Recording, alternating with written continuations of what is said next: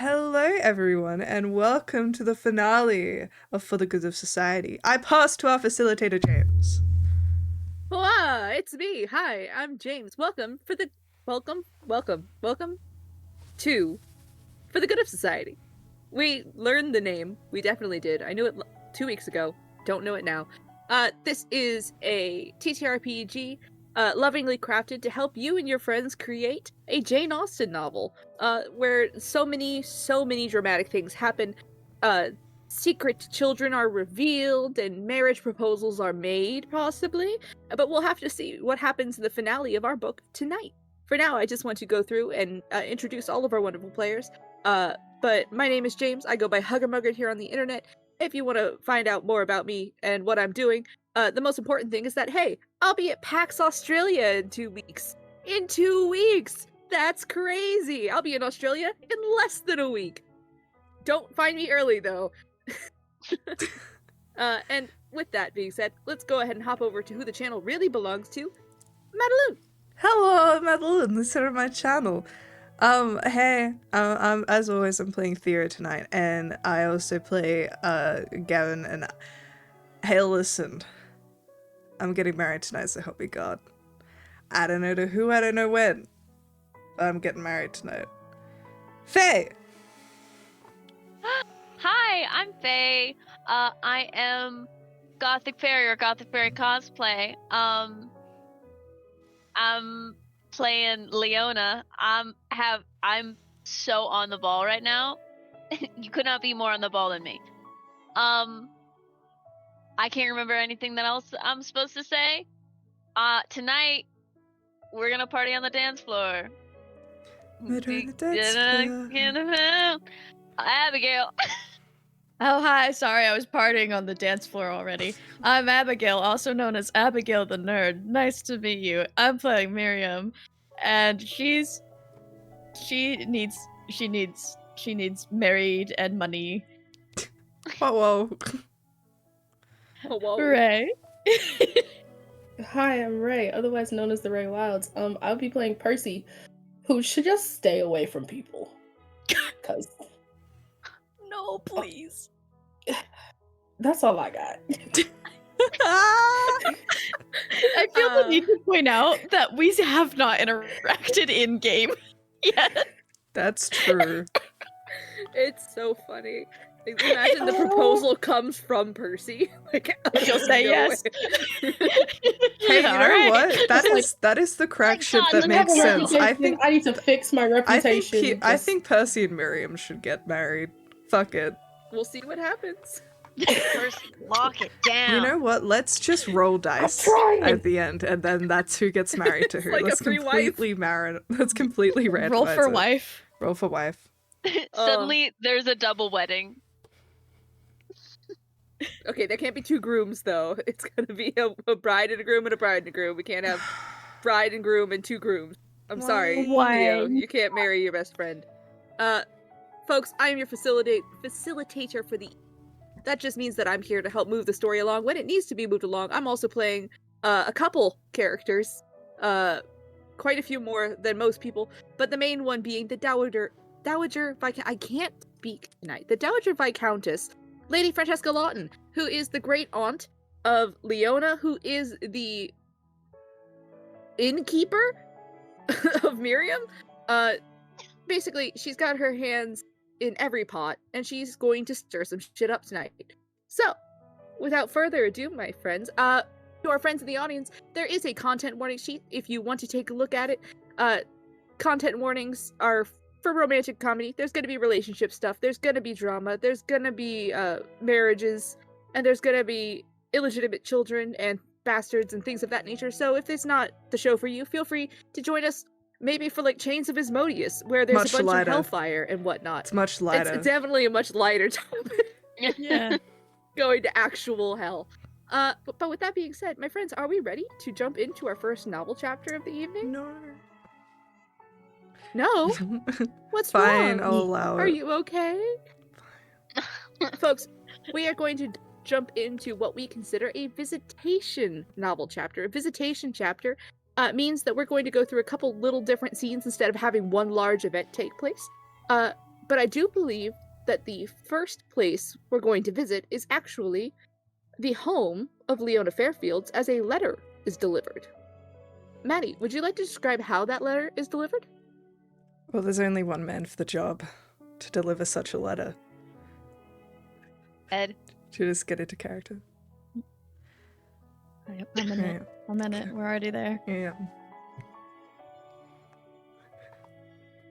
Just on a platter. There's a cloche. Opens cloche. There's a letter. Thank you, Eddie. I hope your mother's well. He A single tear. He walks into. He like backs away into a hedge. Yeah. He disappears into the mist. Sideways along laterally of the hedge. I like to imagine he just It backs should away be into asked. darkness. Maddie, does Eddie deliver this letter in the dead of night or in broad daylight? It's gotta be the dead of night. I think it's the just dead so of much night. Because I think Understood, thank you. or it is the very early morning after the party, because I think he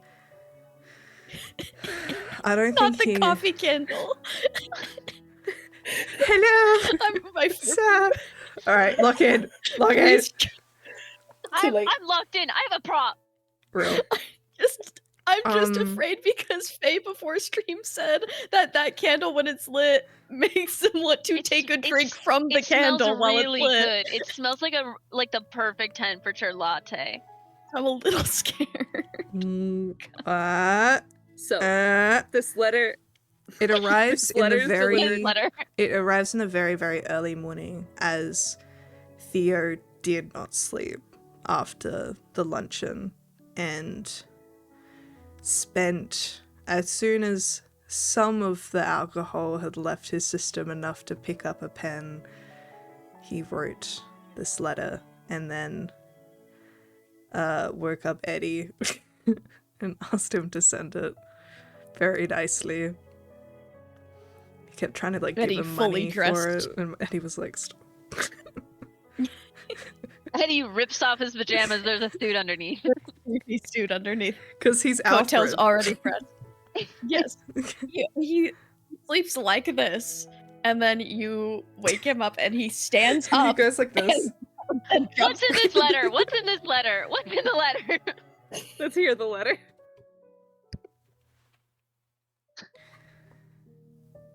My dearest Leona, there are moments in a man's life where words feel inadequate to the weight they must carry. This is one of them. Yet, since you would not allow me the courtesy in the greenhouse, I am left to the old, stubborn consolation of ink. If these pages be added to the pile of my unread pleadings, then so be it. Though I must confess, I hope with an otherwise foolishness I cannot cure.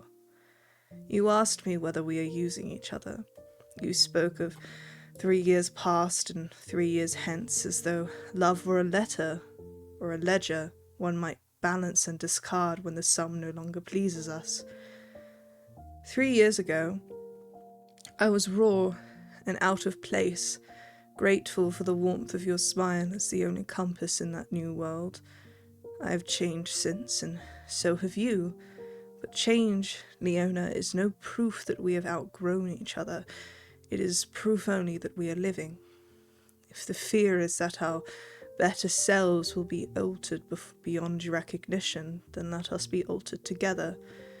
What terror is greater than to be changed alone? You spoke of need, whether need can be the foundation of marriage. I will not flatter you by pretending need is all that unites us, but I will say this plainly. I need you, and I have no shame in admitting it. I need your counsel, your laugh, the steadiness of your presence in a world that seems absurd. I need the truth of you against the restless temptations of society and the ledger books that have been my constant companion. If need be the mortar that binds us, then let it be so. Consider where I have come from in these 3 years. I was, for all my means, the bewildered novice at a ball. You took me by the hand and set me to rights. You taught me how to stand in a room of people who measure worth by names and old seats. Do you think I would now turn my back upon the woman who saved me from that? No fortune, no expectation from my father, not even the contempt of 1,000 drawing rooms, would make me relinquish what you and I share. If it is disgrace you fear, that the brook's name cannot match the fairness of Fairfield, then let society spit and sneer until it is tired. I will be the man who bears the looks and the jests. If it is that you dread being owed to me, bound by the debt of my gifts, then hear me. Nothing I possess is a chain for you. Burn them if they oppress you, return them if they pain you. They were but poor attempts to clothe my love in some tangible form, that you might remember me when we were parted. Do not ask me to be reasonable when my heart is concerned. I am a man who loves you, stubborn and insufficiently eloquent except upon a page. If waiting is what you require, then wait I shall, for a month, a year, a lifetime if need be. I will keep my vigil with all the patient, foolish constancy you know me for. Let the world think me proud. I will accept that misreading gladly if it lets me keep you. There is a shameful pride in saying this out loud.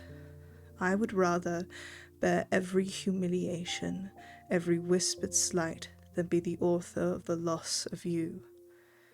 To leave would be to consign myself to a quiet ruin from which I might never recover.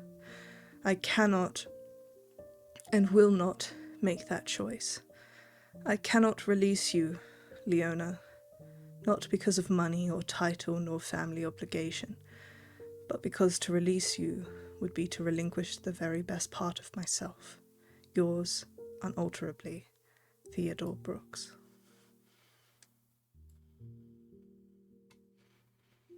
I said this in the chat. Maddie fucking cooks. Maddie's been in the kitchen all day. I had 2 weeks. Maddie has had 2 weeks to cook. Oh, fermented. no. Yeah, it's early morning. Leona, I think maybe, unless she has anything else happening that day, I think she just, walks around basically in her pajamas all day, doesn't go anywhere, just stays in her room, is like trying to figure out how to write a letter back and is just like coming up short. Yeah. Why? What? Wild. Yeah. Can I Does a monologue token? yes, you may. I want to know how I want a Leona response. I need to see what's going on. Even if you're not going to send a letter back, tell Yeah. us what's in the letters you try to write. At first, she is very, like, she is overjoyed, and she starts to write the letter, and it is too eager, and she starts overthinking almost immediately. She, like, writes, like, 2 pages fully, and then she looks at it and she goes, no, this feels like the wording isn't right. He's gonna think that I'm just trying to placate him, and like I'm just like that I don't really mean this, and this isn't actually going to.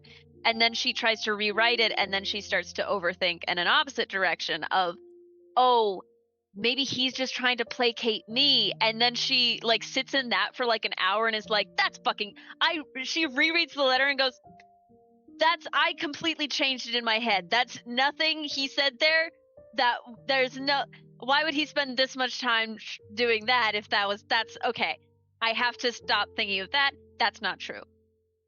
And she like sits half in joy, half anxiety for like the rest of the day, trying to figure out just like, how do I fix this? Because I fucked up. I beefed it. And I want to make it right. I want to do something to show that there is no hesitancy, that there's been communication on his part. I also need to communicate that I am also ready.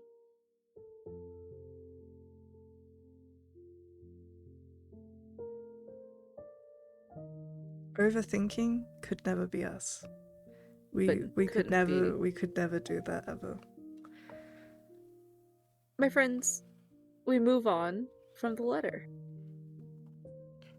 Serena, your mother, floats by your room at a certain point in the evening when you have not appeared in any sort of normal dress at all today, and leans at your door only to remind you that you need to pick a dress for tomorrow's lunch with your great aunt, your cousin, and Miriam, and the other assembled guests, of which you know Theo is one.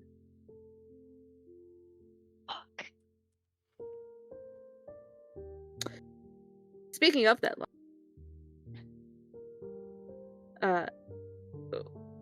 we focus in on a pretty average lunch setup for the Regency period, although probably a larger tower of desserts than most people would have, but it's to be expected that the Dowager will not eat anything but sweets for lunch. So usually the cooks do try and whip up a couple extra. In attendance at this lunch, I believe we have Leona and her mother. We have Miriam. We have both of the Vincent boys, Jasper and Dennis. And we have Theodore and Mr. Elliot Lupton. The good doctor standing aside and tending to the Dowager's hand as it looks to be bruised this morning. Rather a gaudy bruise in that her spotted hand has somewhat purpled overnight. Oh my god, I hate you.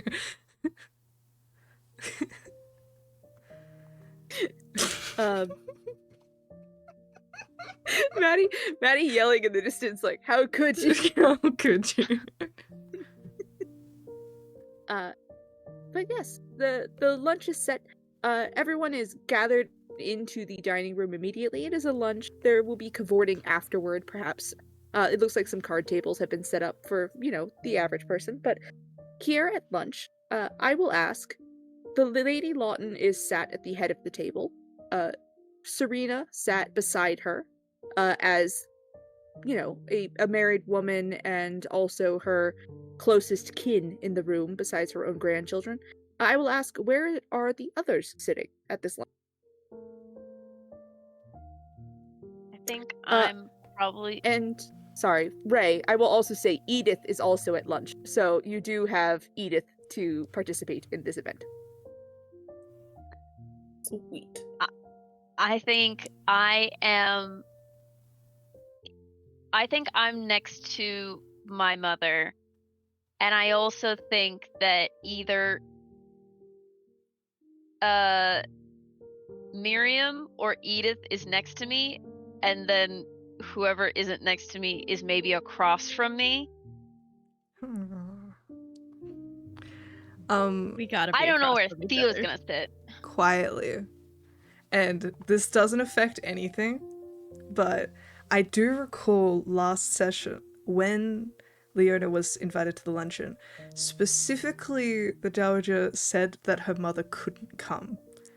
But if that's that's changed, true. it doesn't matter. Like, it's more if that has any effect on what's happening. Otherwise, it was more I was putting it out there of like, what's more interesting.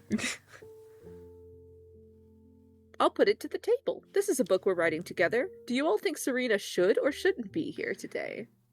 I Her don't think schedule it freed up, matters. I just remember that was just like a point in my head, and I was just like, I just remembered it randomly. We'll say Serena's schedule opened up. She is also here. I like the idea of there being two people with some authority here, the situation. Also, perhaps, because this is a luncheon meant to introduce suitors to suitees, all ladies on one side of the table and all gentlemen on the other. Ah. I think I sit I next to definitely. Gavin. We're probably and between Gavin and Elliot, because I'm probably the closest to the two of them. I definitely want to be by Miriam. If Edith is on the other side, I just want to gossip. I want to have not a confrontation, but I also want to gossip with my cousin. Fair.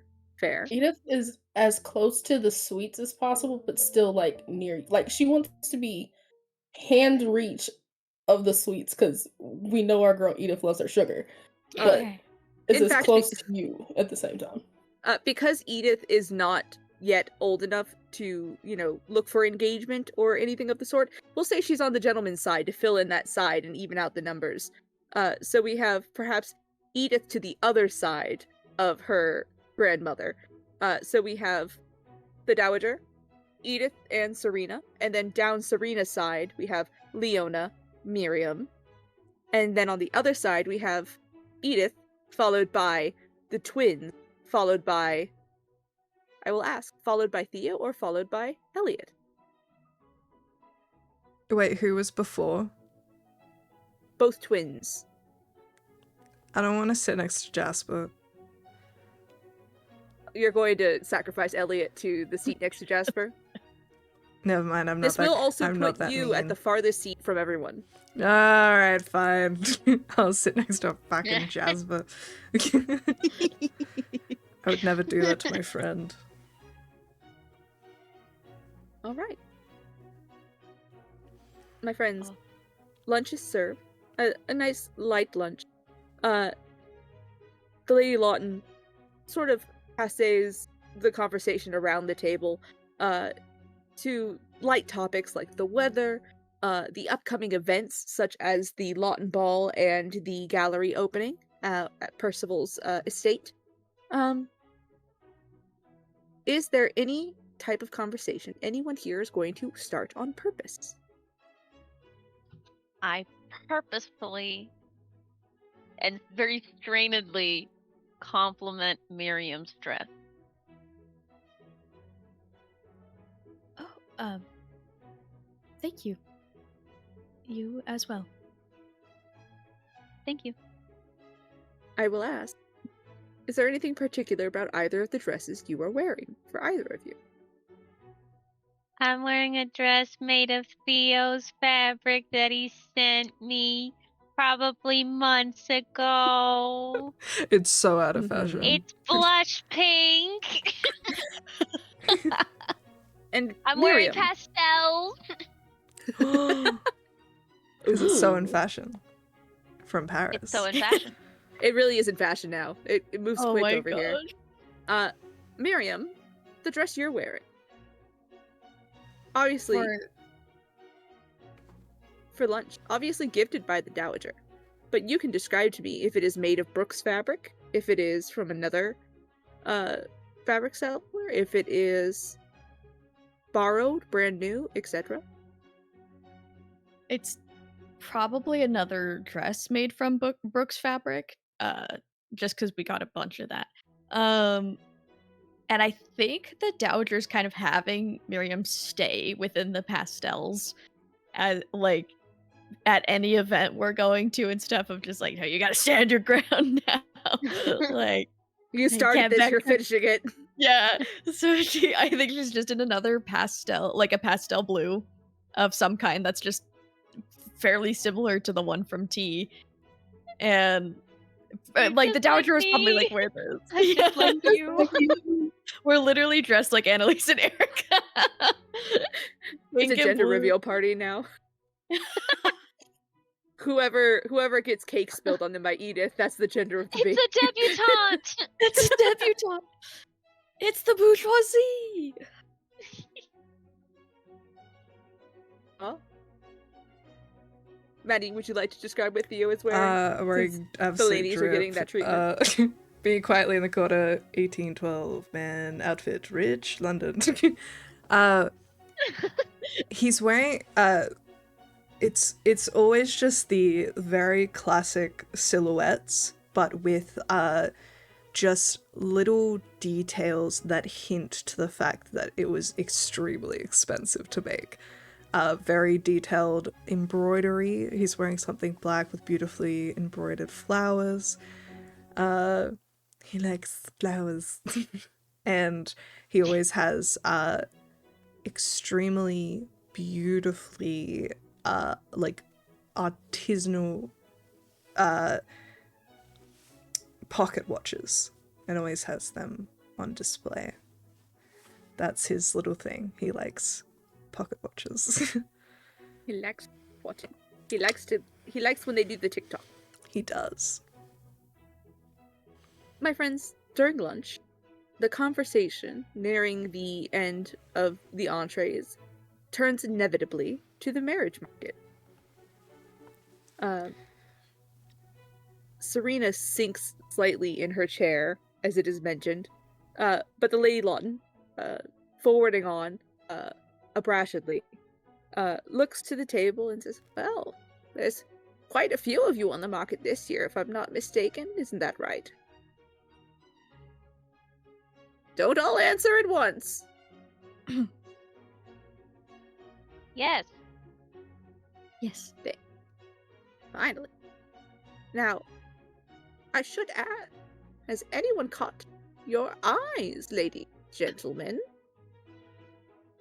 She looks over to the boys at the side of the table, mostly focused in on the twins, who Jasper immediately, sucks up a deviled egg into his mouth and starts choking a little bit.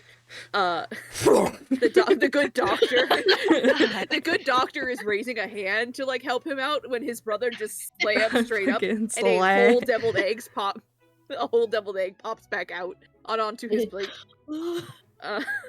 Oh, bad. Edith's cackling in the corner at this point. She's just... Well, certainly one of us is a catch. I'm patting his back. You hear under his breath Elliot from beside you, now the farthest from the table, so allowed to get away with a few things. You hear him whisper, "Yeah, the plate." And Theo goes... He's trying so hard to look at Everyone's just trying not to laugh at the situation of the absurdity. It's so absurd. Even you see even the Dowager is has closed her eyes and seems to be centering herself. It's not clear if she's angry or also trying not to laugh. But either way, she closes her eyes a moment and opens them back up. Refusing to look at that side of the table, turns instead to the ladies. Goes, one of the largest balls coming up soon. Do you have any dance partners already set in stone for the evening? Yes, I do. You see, she gives Miriam a look of, we talked about this, and then sort of in surprise then looks goes, over. Shut up! Leona. No, sort of in surprise looks at Leon and goes, "Oh, you do? Yes, I do. Well, don't keep me waiting. I'm already in my 70s. I don't have long to wait." Who?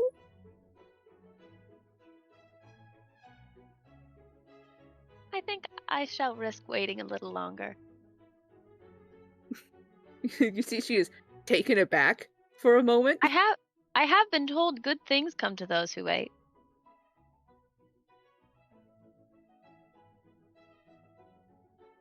You see, she is searching for like proverbs in her head and just gives up on it and goes, "Well, there will be plenty of dance part. Edith, don't eat all of the cake." You see, she like slaps Edith's hand away from part of the tray that she was focusing on. I'm imagining And then Edith's she's like- cup is full of maple syrup. Like, just... And The there's- most sugared plate. There might be Yeah. like a singular sandwich on there, but the rest is cookies, cake, large This- glass of She's punch. moved- Just- She's moved on from egg salad. It's all about dessert now. There's just a moment where Dennis catches her eye, and there's like a two cowboy dolly zoom, like narrowing of the eyes between the two of them before it moves on. I was honestly imagining with the Dowager, just like, and Leona, like, Regency, and then two JoJo stands emerging overhead of them of like, good things come to those who wait. I don't have long to wait. Good things come to those who wait. There's two stands over here. There's like a sibling encounter happening over there. Or a cousin encounter happening over there. And Must it Then be just an planned, entire- Grandmama? Can't we just live in the moment? generally not. All right. Do you not know this already, Dennis? We must plan ahead God, he for sounds all French. life's ups and downs.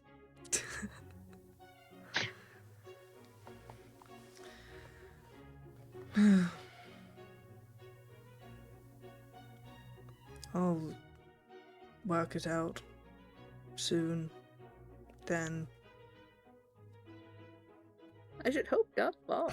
So awkward. I may die any day, according to the rumors. And if I were to die, and none of you were married, why, I just don't know where your grandfather's title would go. I'd love to turn to the good doctor. He is at this table, right? All of us just go. I turn to him and I go, what the fuck are you? My great aunt? My great aunt? The energy is off the charts tonight. you see, Dr. Lupton is straight up like looks horrified at the Is she idea. really in such a poor Don't position? give Wanna the poor die? man a heart attack. She's not dying. she's not Society gonna die? talks about all of us. Actually, to be fair, Dennis I don't think has been mentioned once in rumors, which, like, good for him. It's so funny. Everyone's like, let that little gay man live. Let him go. Look at him in his theatre. He loves the theater. His brother loved it too much.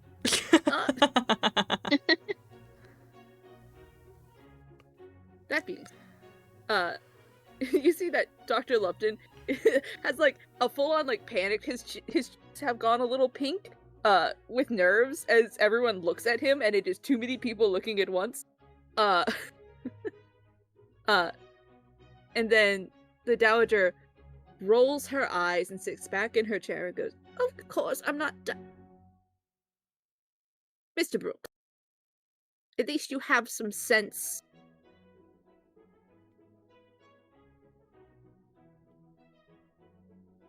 Sorry? Though it should be said, just full on, Oh, like, me? dissociating at the table. Me? To be fair, I, Maddie, Um. also didn't hear what you said. She said, "At least you have some sense." And then started, though to be fair, as she starts, like, cutting at the piece of, like, cream puff that is on her plate, she goes, "I do not know much about you at all, Mr. Brooke. You know, I have the benefit of knowing several generations back of all of the people at this table. And yet, newly arrived as you are, or less newly arrived as you are, come to wonder, what makes a man like Theodore Brooke tick?" I suppose. What do you wish to know? Anything you'd like people to know about you, Mr. Brooke. Uh, My words carry. he remembers the teachings that his father slammed into him and is like, oh, fine, this is when I put myself upon the market. Well, I am my father's only son and child. Yep. I'd love to give you a resolve token Ooh. and like make eye contact with you in this second to like snap you into it of like this is exactly like one dinner like 3 years ago that we both happened to be at, where like that time I was like sitting next to you and like it gave you some cues before that sort of question happened. And What you are remember you- those cues? What are you wanting exactly from the resolve token? Just For for me to do Theodore to good. remember the cues? To remember the cues and like understand in my gaze that I am still supporting him. All right. She's giving me They may resolve, exchange literally. hands. Quite literally. Yeah, that's my last token. Oh my god, we're at opposite ends now. My God. Well, I am my father's only son and child. My father began his business in textiles when I was a young boy, and we were successful. I have since taken over my father's business, and we have been fortunate enough to gain connections and friendship among the Ton here in Habashire and the beautiful countrysides, and seek to find a match for me who would want to carry this business long into generations to come. I see. A hard-working gentleman. You hear like there are two tones to what she says, in that you have a benefit in that you are loyal to your work, but there is less of a benefit in that you work it all. She nods her head and says, "Well, there are many women in the town. Second daughters, daughters of those less fortunate, families in need of a pick-me-up. There are plenty of fish, young man, who would benefit greatly from a babbling brook." I am sure. Wait. Oh, no, I say that. I did think of something bratty to say, but I won't say it. I wanted to, though. But I won't because of the resolve token that you gave me. But I'm going to tell everyone. He would have said, Oh. I've noticed. Just to be like, everyone wants me. He didn't say that word, but he could have. Fair enough. But you I didn't. know.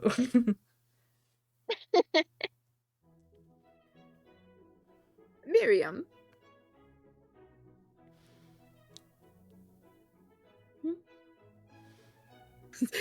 She was just waiting for an answer from you, and it gets the like lightest squeak of. Well, speak up, darling. My ears do work, but you are farther down the table. Yes? Excellent. Much better. Dennis Miriam, catches have you your heard eye it all? and mouths, backbone.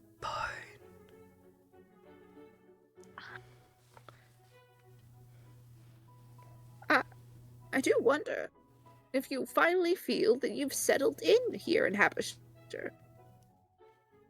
Is this perhaps a place that you could call home forever, or do you feel that eventually you will want to move on out of town? If anyone would have me here, then I would gladly accept, but I do not want to overstay my welcome.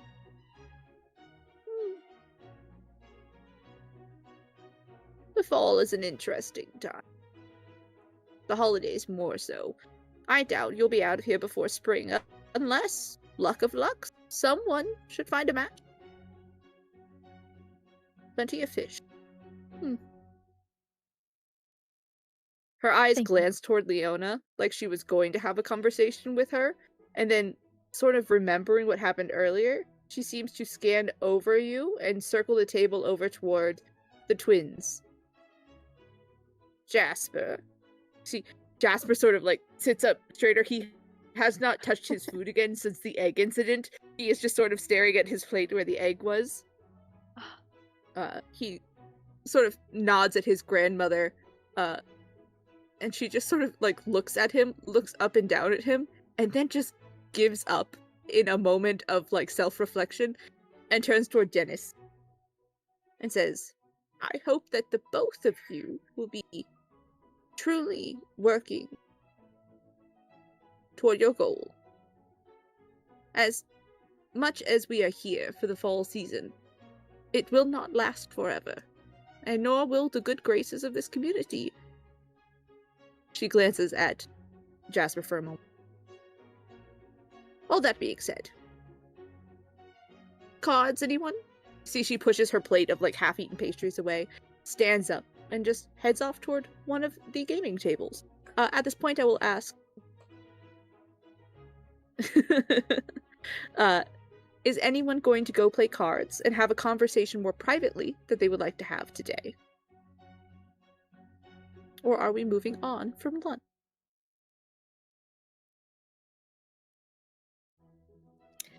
Miriam just kind of makes eye contact with Dennis and is just like, thank you.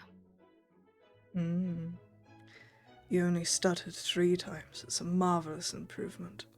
Some would start to think it's an impediment.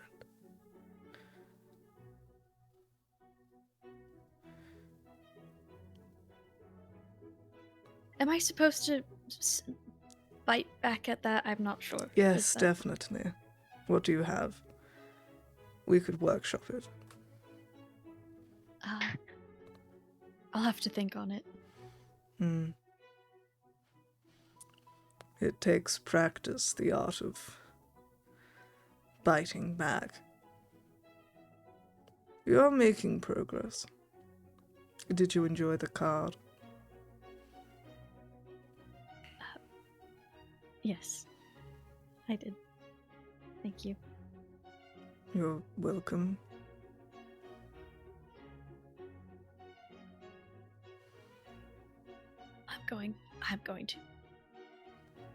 I'm going to leave. Yes, She's I trying believe to you. sound more. She's trying to sound more assertive.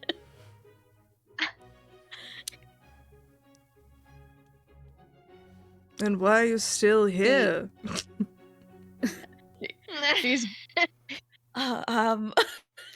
she's gonna go. I think she's gonna go like play the piano, like for people in the background while they're having their conversations. The pianoforte begins to play. People separate to play cards. Are there any conversations that must take place here, or are we saving it for later? I think Theo's largely trying to be invisible after that thing, because he feels like he's on the edge of someone just dragging him into a corner. He's like, I'm just gonna stay right here and hope nobody notices me, so, because there are things that I can't really do right here, right now, and I'm just gonna... I think at one point towards the end, when everyone's like leaving and saying their goodbyes, he does. Upon saying goodbye to Leona, does say, "That is a beautiful gown, Miss Fairfields."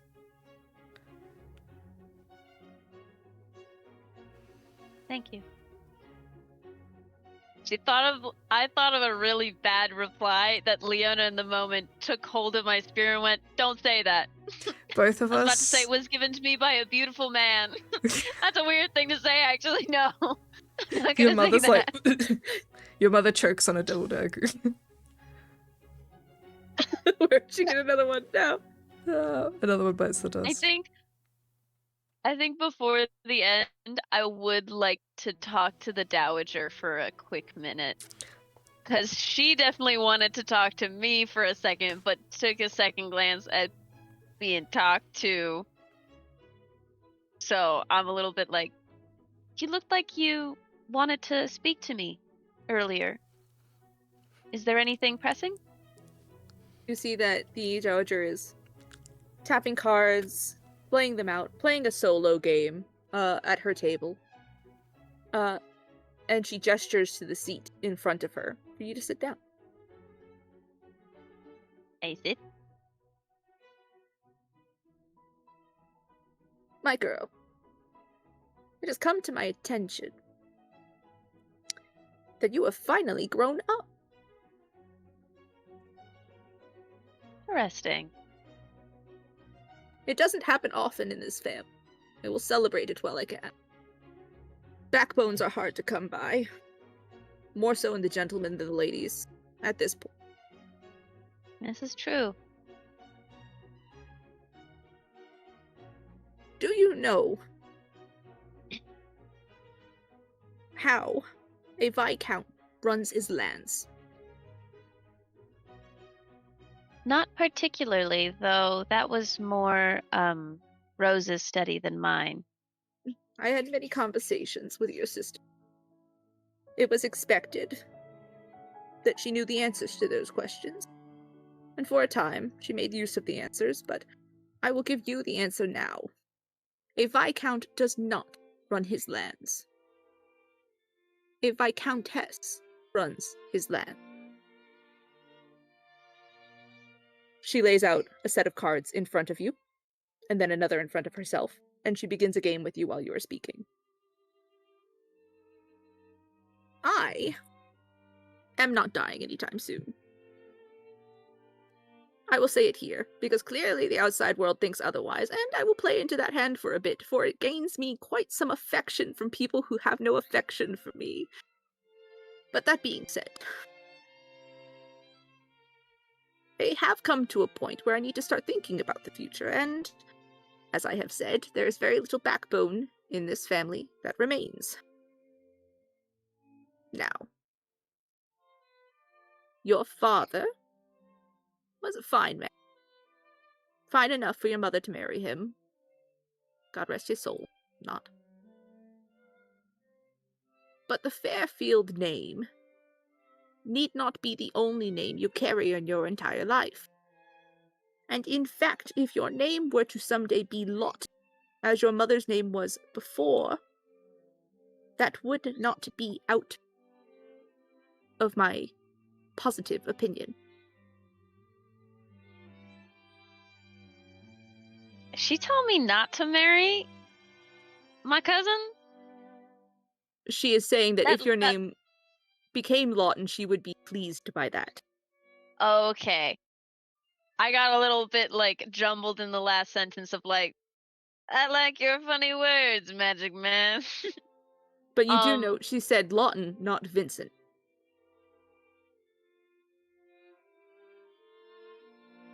That's true. What?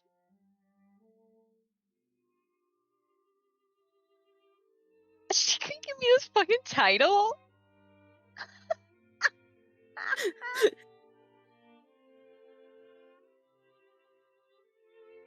I still for like a second over. Are we playing like individual solitaire, or are we like playing a card game? She turned it into a card game between the two of you. Okay, so we're like mahjonging it with a deck of cards. Yeah, pretty much. I love Crazy Rich Asians.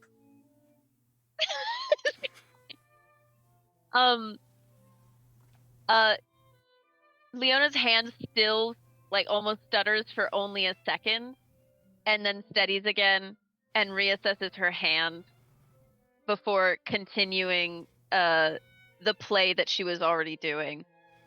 And she just kind of is quiet for a second before going, I would also be pleased to have the last name Lawton, as my mother had? That was my mother, right? Yes, your mother came from the family. Okay. As my mother once was, as I am quite proud of her family, I have had an offer of marriage that I am going to accept, and planning.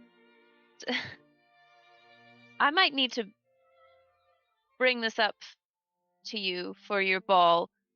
Would you like something of a event? And I give her some more details that I will also message you. All right. There you go. And I give her a little bit of details.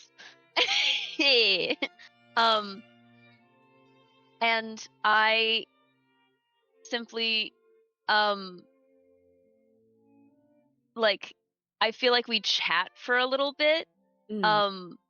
And I reveal a little more. I like almost show my hand. I don't say who the marriage proposal is from, but I do give like references that he is not a gentleman, but he is something of a self-made man, and industrious, and I'm very proud. But as she has noted, a viscountess runs her lands, and if I held that title, I would like to do something a little contrary, though it is of course up to the noble fucking class. I can't remember if that's what we are.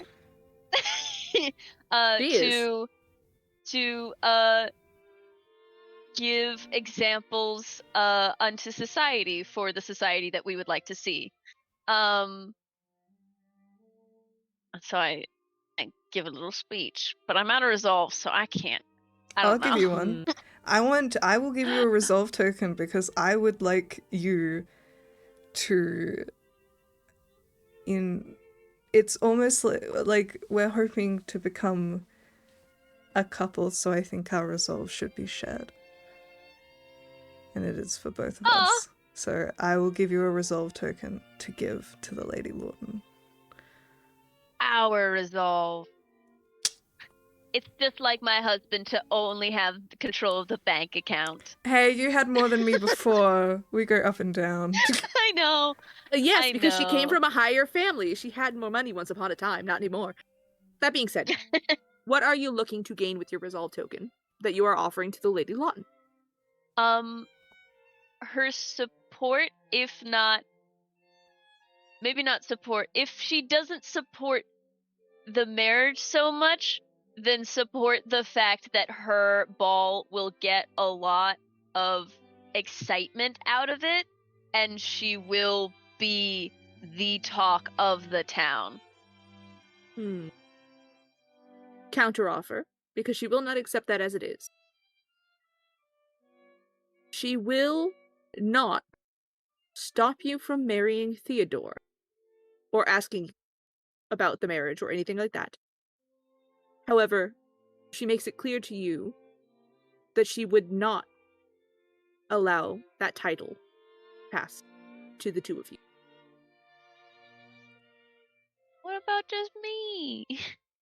She would never offered it to you specifically.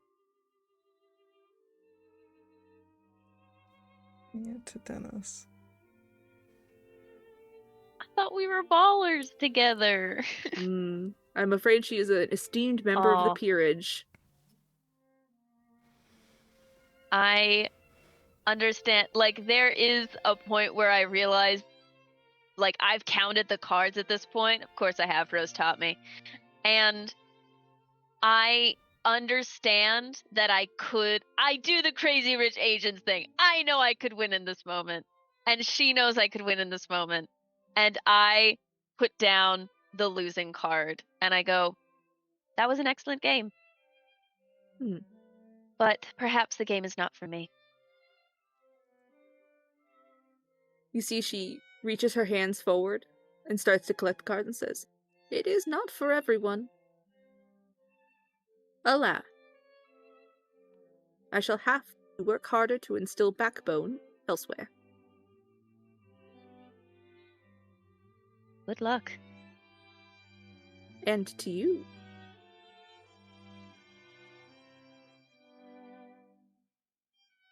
And I sashay away. My friends, lunch complete. Well done, everyone. Well done. Miriam, it should be said that nearing the end of the lunch, the Lady Lawton approaches you as well and says, "I took a look at your dance card, which is very empty for the upcoming ball. You realize that you are here in this household, which means you will be looked upon quite favorably at this ball that I am throwing. Yes?" Yes. Good. Use it to your advantage, Miriam. I need that. All right.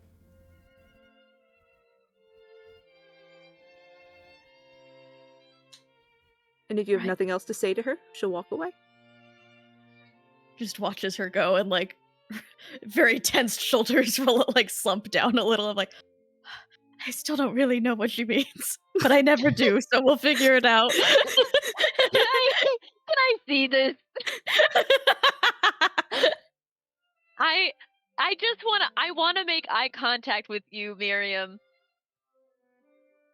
Do you do anything with this eye contact? It's not unfriendly. It's not. I'm I just mean- kind of like staring, like, you got that, right?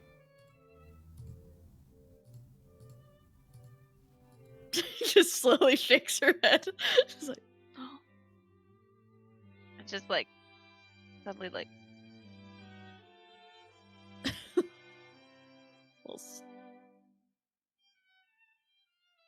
I'll stand up and go over. I now have I have now taken a card out of my great aunt's deck, as it were. I have the decks of cards, and now I'm like, sit, come play. All right. Okay. What are you confused on right now? Because I don't know what she wants. I never do.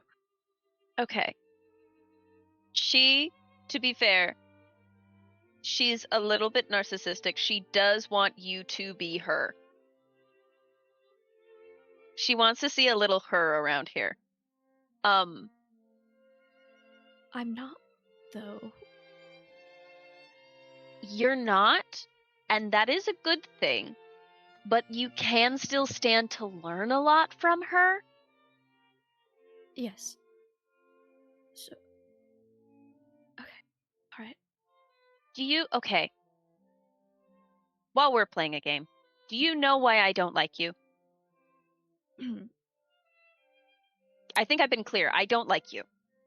I have not the faintest idea. It really flames on the side of my face. It really digs into the very muscles of my heart, that you get everything very easily with a kind of energy of a wet cat. And wet cats are very cute and they're very sad, but you are more than that, and you could command respect from those around you, not pity. You don't deserve pity. You've had a very hard life. I've had 2 losses in my life. I've stopped. I've had a hard time tracking, honestly, how many family members you either had or have had. So I am very sorry for your loss. And I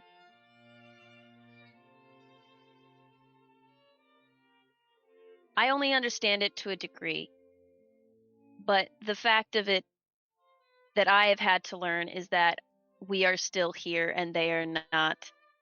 And as much as it hurts to miss them, it's on us to still remember them and live all the life that they could not. So are you gonna live or are you gonna sit?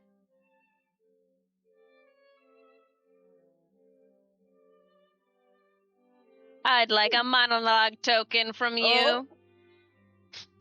I mean, you monologue. All right. Well, she's gonna say it out loud. 'Cause That's an option. she has.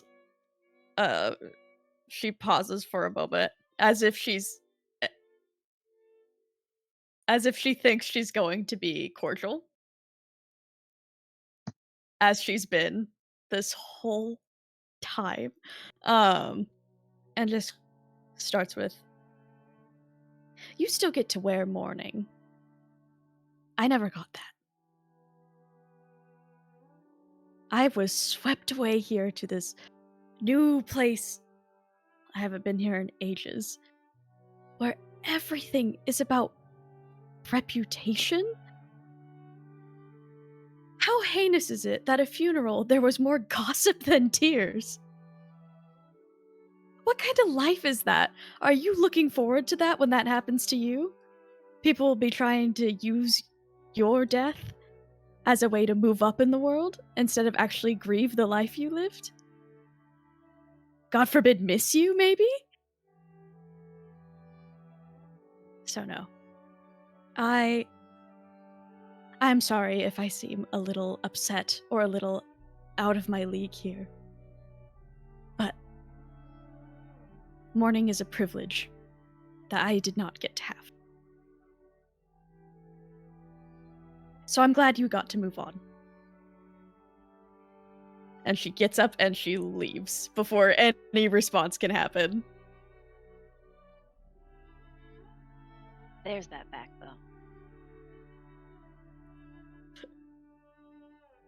Move on from lunch. Over to the estate of the Harrogate family. It is a wonderful, beautiful afternoon. The weather looks like it could take a turn at a certain point in the afternoon, so it is with grateful hearts that everyone is arriving to the Harrogate estate, knowing that it is an indoor gallery event today. Ray, would you like to describe what your family has set up for the event today? So as the guests walk into this grand entrance, there's marble flooring, like a very pretty like double staircase type of deal. Um you'll just see all these like gold plated frames everywhere filled with artworks from these students with a theme of like Greek gods and goddesses, so it's very Fantasyland themed to match all the pretty flowers and the chandelier and Like the light just hits everything just right to make people think they're walking into this like fantasy wonderland type area.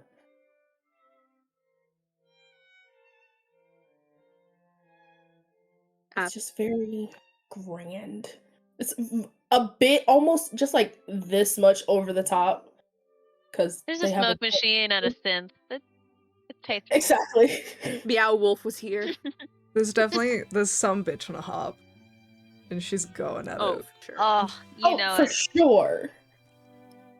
Your family has opened up their estate for the first time in quite a bit, as not many balls have been thrown by the Harrogates in recent years after your mother's passing, and then all the scandals that hit your family, and the talk of the money being tight and things of that nature. No one has any way to think the money is tight here and now, as they behold a beautiful event that has been set up.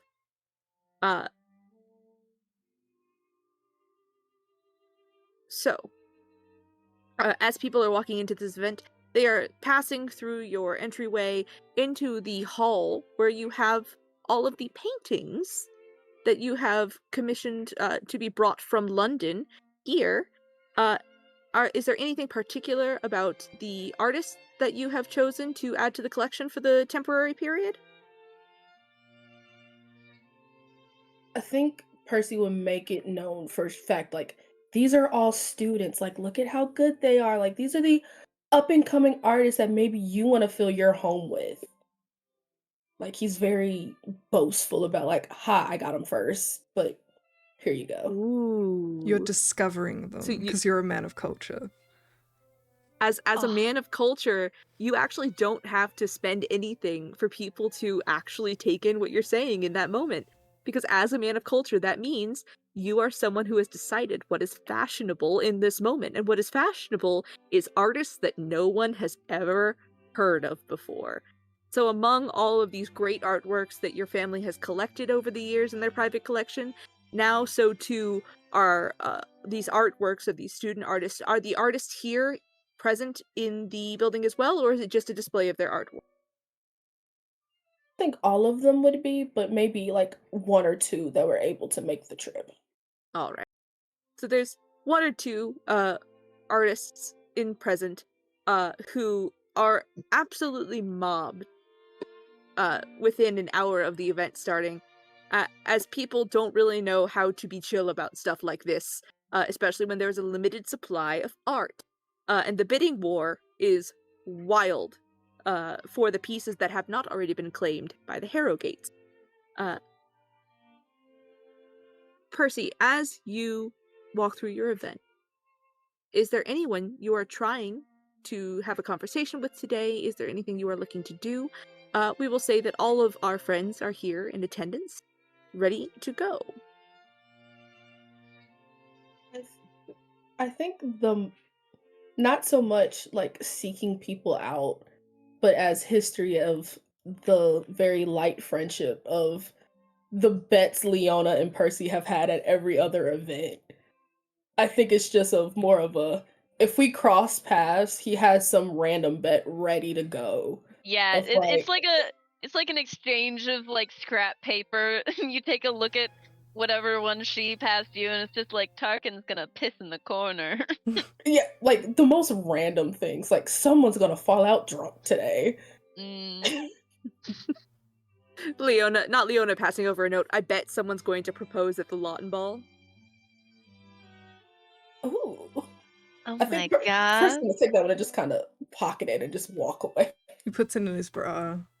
I was assuming he had like a Yeah, I know, but it was It's just a so waistcoat. funny. It's a Pocket. waistcoat. He's fine. He can have a bra. It's okay. It's his Listen. girdle. God forbid a man have tits. God God forbid a man forbid. has some support for his tits. Me. I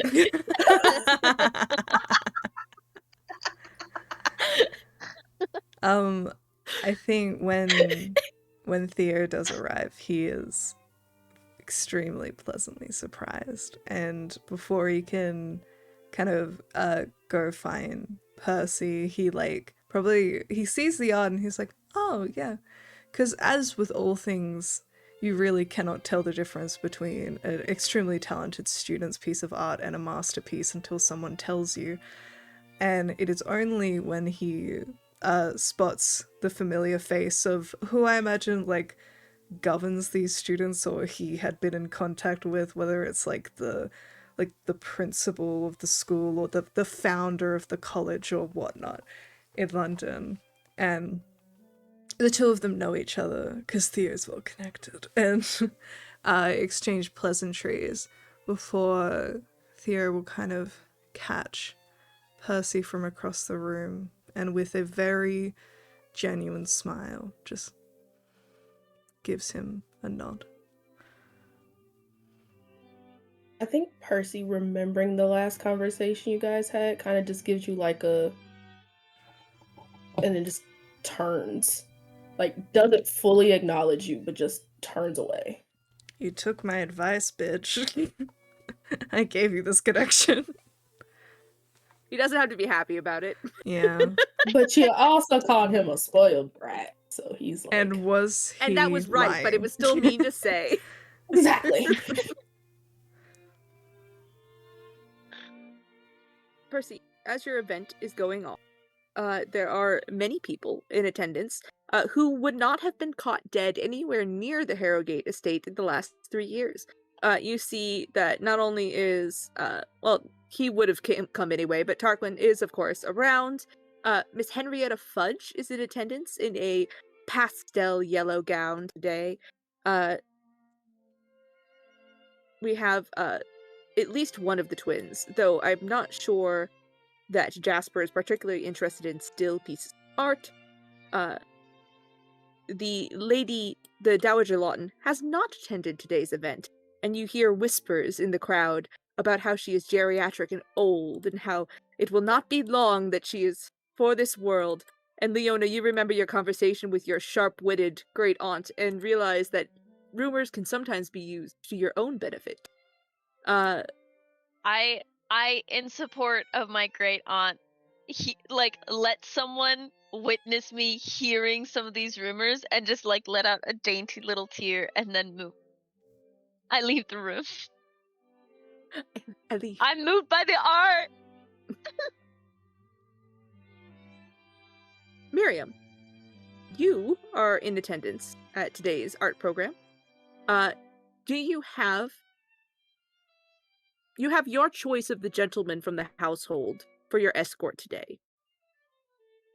Well, I gotta take Jasper. Fucking Just dark the horror horse, on I everyone's guess. face. I guess. Fuck, Can I you never imagine? accounted for this. I got a backbone and ended up.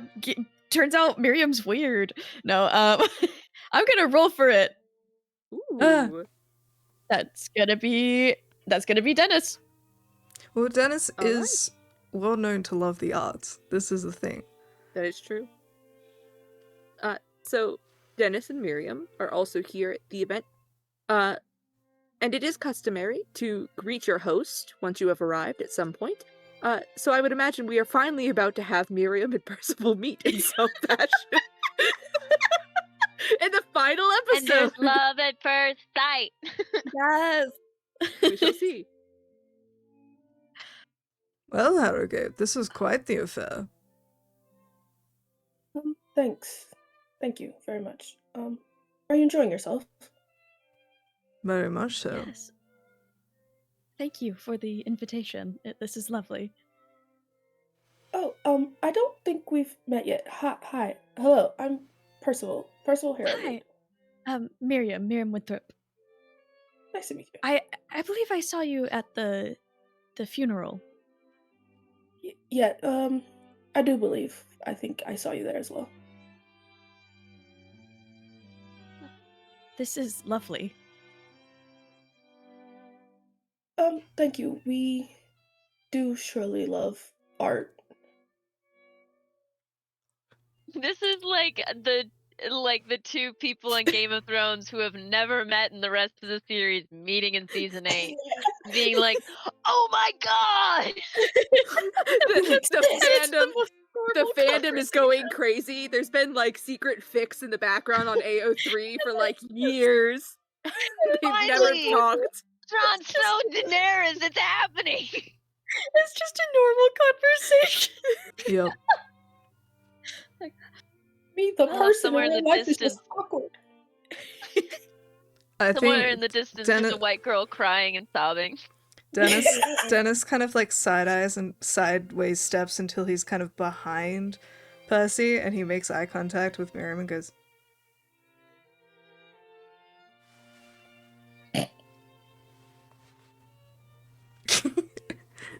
Wingman Dennis was not on my bingo card, but here we are. This is crazy. he's apparently has crazy. taken being what it's less if he's just like, grandmama says that you need to fill your dance card and you're currently in conversation with a gentleman. Get his name down on that goddamn card. He's procrastinating his own dance, his own like. I said Demise. he loves an art project. I need you to get. Pretty woman. This is Pretty Woman. Just kind of following, like, I don't think she even realizes what she's saying until she says it. She's just following the charades of this and is just like, would you like to dance at the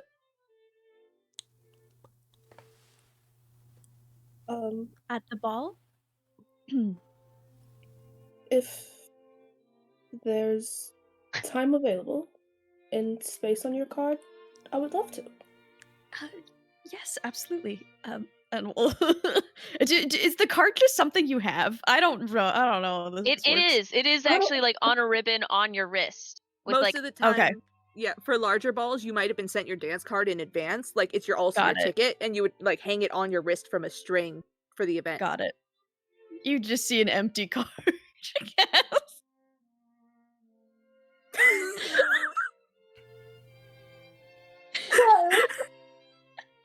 God in heaven. You know that rumor going around that Miriam is secretly a prize of the season? It's because she I doesn't think the talk to rumor's people. done. The rumor's done. Oh my god. I don't think Dennis knew either, and he looks at it, he's like, girl. Percy, I will ask, do you choose a random dance? Do you choose one closer to the start of the evening, the late end of the evening? Towards You the have end, but so not. many options. You could put 2 down. You could put one at the beginning, put one at the end. I think as Percy's hesitating, Dennis just like snatches it out of his hand and writes his own name down to make it less sad, and then gives it back to you. I think it's gonna be like near the end, but not the last one. So Okay. Right. All right. That's the start of it. Now I have to go around this entire gallery.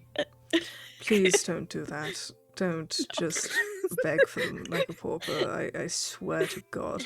I think just to help And do the not awkwardness that's do not go happening. anywhere near him, and points at Tarquin, who's pissing in the I was corner. okay. I think just to help with the awkwardness of the whole situation, as like a waiter walks past, Percy's just gonna grab a glass and like punch and hand it to Miriam. Just go, here you go. Thank you. Tarkin starts smacking the waiter. The waiters have been informed. Can They we- start running. Can we just pan away smells just to weird. follow Tarquin He- for a He bit? Just for a smells beer and second. alcohol. The greatest mistake. There's I just want like to see what Tarquin's doing. there's What's just a line Tarquin of doing? servants watching Tarquin, and one of them's like, Robert, it's pissing me off. Robert, I don't like this. Robert. Can You I, are mean.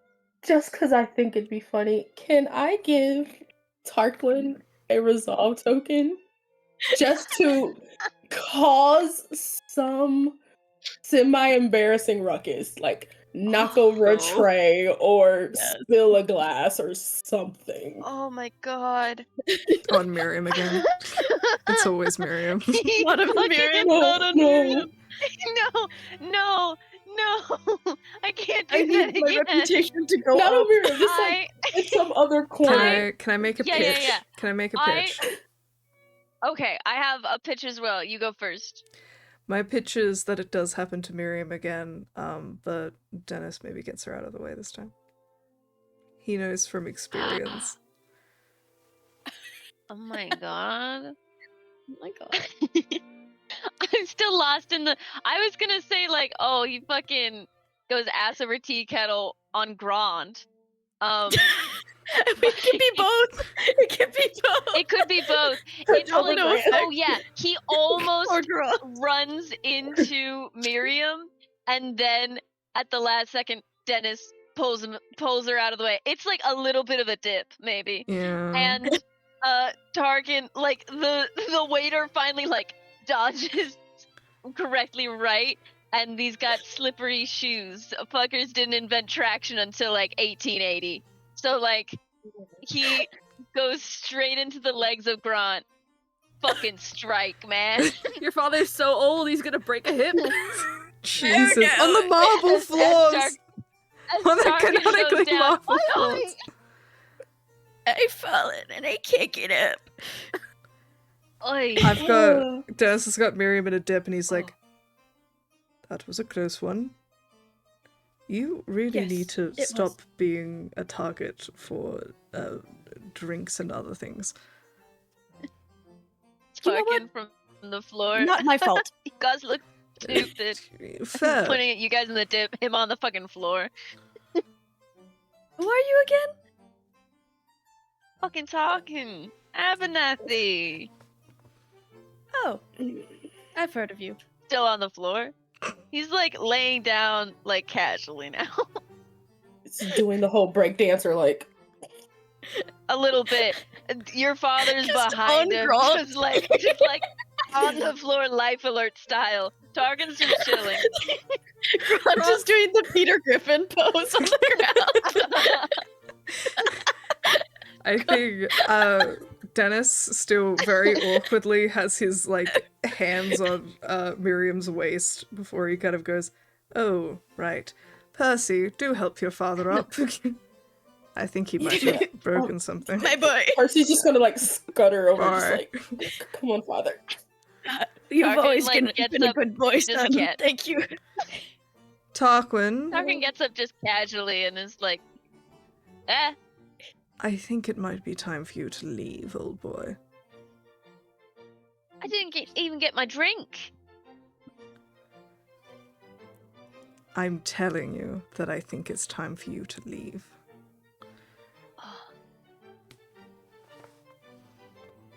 Begging one for the road. I goes to find the waiter again.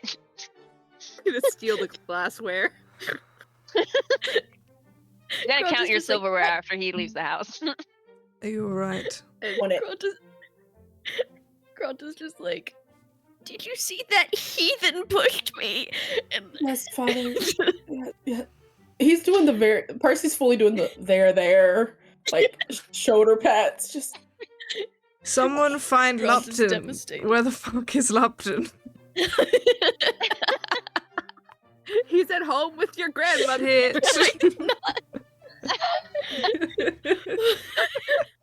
Shit. Shit.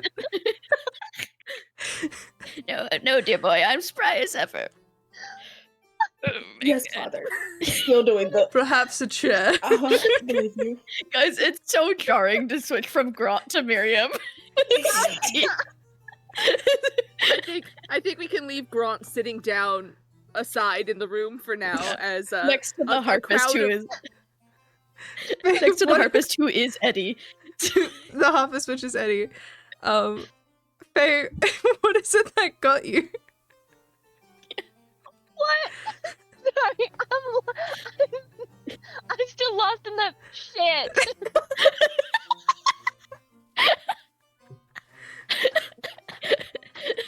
He's not here. Shit. at all. He's doing Fuck. It was Scotty's here for a purpose and he's We are not consummate just on our professionals. arm. Dennis turns Ooh, to Oh my Miriam. god. I'm crying. Are you alright? like, yeah, yes, I'm all right, thank you. Alright. I don't like that man. No one does. That's the best part. Oh, good.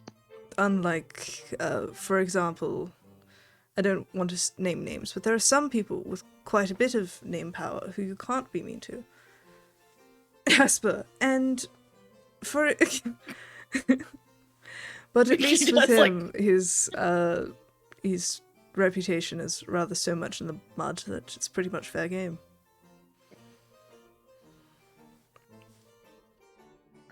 Good. Wonderful. Well, maybe this place isn't so bad after all. Oh, it is. Oh, wonderful. Great. Lovely. Shall we look at the statues? He offers an Yes, arm. absolutely. She'll take it.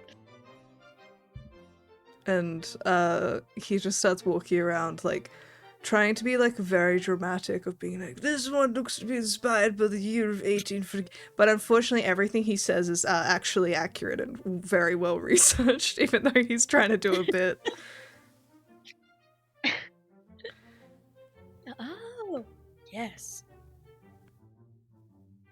I think she tries to throw him off and we'll point to a random one. Be like, oh, what about that one right across the room in the left corner? Way over there behind the other two. Well, it's very obviously actually just a direct copy of Name of That's Painting. Oh. And also, I do Obviously. believe This that statue it over is here, the this is a sign genuine for the Pagliacci. lavatory. I do believe that is the Ah. sign for the lavatory. An Excellent exceptional work. I wonder piece, if I do the say so sign- myself. Yes, absolutely beautiful. The balance between the writing and the background is really stunning. I think if we told Brooksy that it would make him go farther in life, he'd probably make an offer. Ah, we might need to try that. Yes, most likely. I thought you would have gone for him. Brooks? Hmm.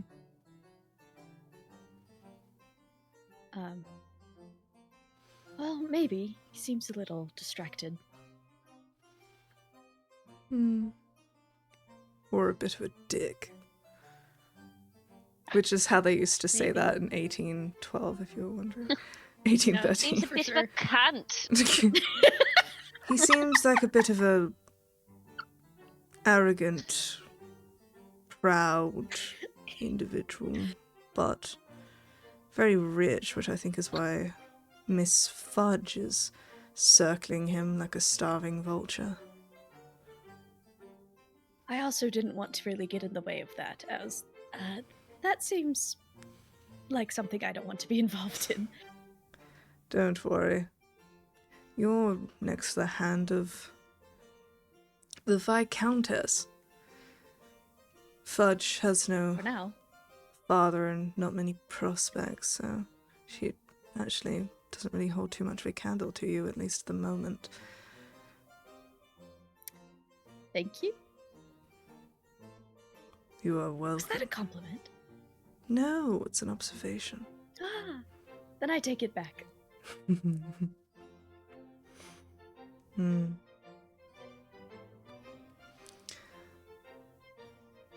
What about that one? I just points to another as I would love to offer a resolve token Oh. to Dennis Ooh. if he will let something slip about his brother's dalliances. Absolutely. no resolve token. No needed. No hesitation. resolve token necessary. The one thing you probably do notice after a while is that every single gentleman that you point to, he kind of says, definitely not appropriate for the following reasons. And it does not seem to name one that would be appropriate. Dennis is a hater. I And feel like I'm running out of options. yes, most likely they're all awful. I mean,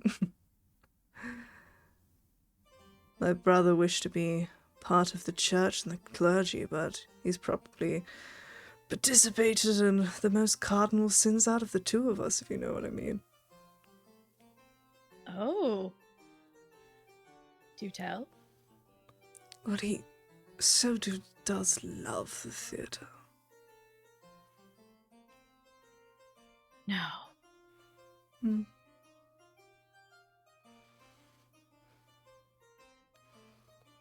And Grandmama thinks I don't pay attention.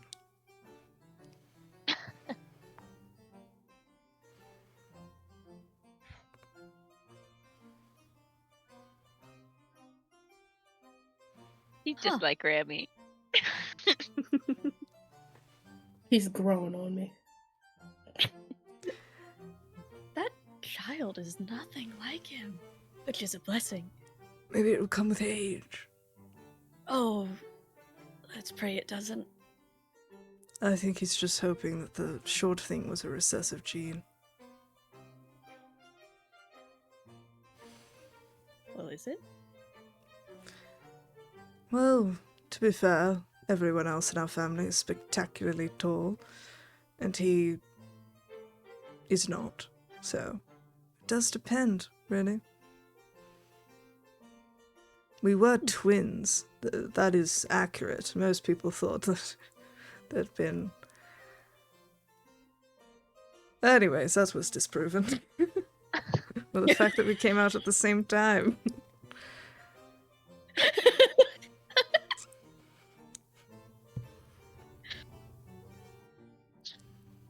Anywho, you're doing quite well for yourself I can't overall. use that against him. No, he's not publicly. I'm trying. No, I have noticed. I'm trying. Most people think that I don't have too much of a backbone. So I do. It's more that I don't really care that much. I think Really. my problem is I do care. I'm so angry. I don't Wonderful. talk about that at all, but I am. It's a positive very emotion to thankful to have. It means that you're alive. What? Hmm? What? One more time. Oh, I'm also very thankful. Hmm. I don't want that to be discounted. I'm very thankful to be here. Oh yes, but under terrible circumstances. You're allowed to be alive and angry at things. I think any sane person would, considering your circumstances. Yes. I'm hoping after this season I can take a moment to breathe and just be without people surveying my every move. Hmm. What a wish to have.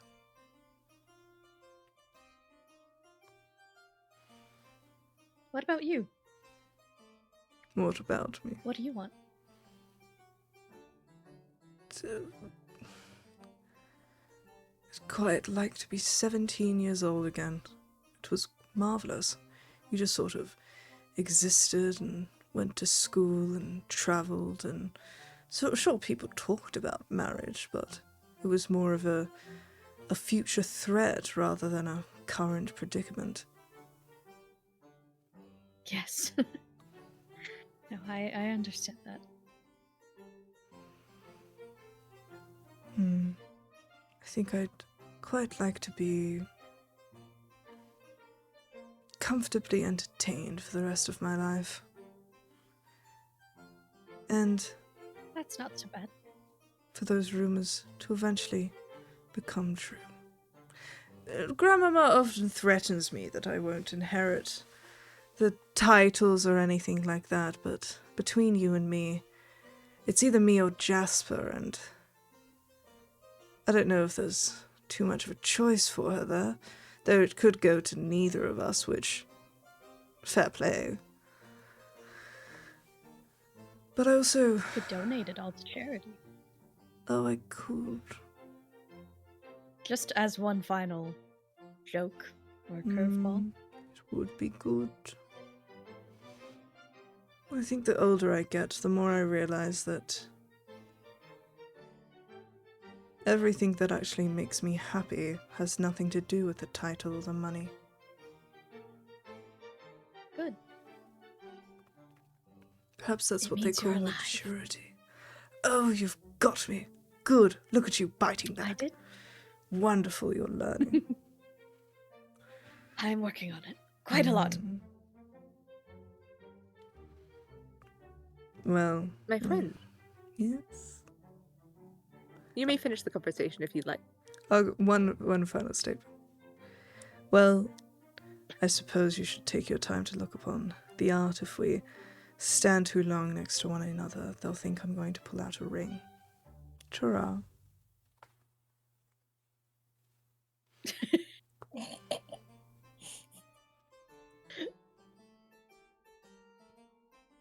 I would like to use a monologue token. Miriam, could you? Again? I know. Could you share with us what's going through Miriam's head right now?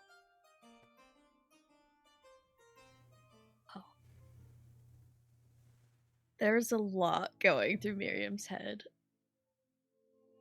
She is wondering about... I mean, the upcoming ball has kind of been what she's been having to work towards a lot, but I think kind of, like, in a way the dam is broken, where she has been pushed just a little too far, and her patience has worn thin. And so she is starting to feel like kind of a bite back.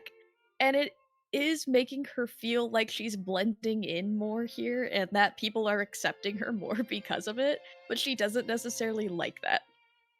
Like, she's like, okay, so this is how I have to be a little bit bitter with the state of things in order for people to be like, ah, good, Miriam, you're so good and better to be around. Like, than you were. Like, so she's still so tense. She wants to have fun. And so while she was here, she was feeling a little bit more like she was having fun than earlier. So she is feeling a little more relaxed and a little more resolved to maybe just go into the ball without actually the societal pressures of it and just be like, you know what? I'm going to have fun, and what will be, will be. All right. My friends, is there anything else we would like to finish up in the visitation chat?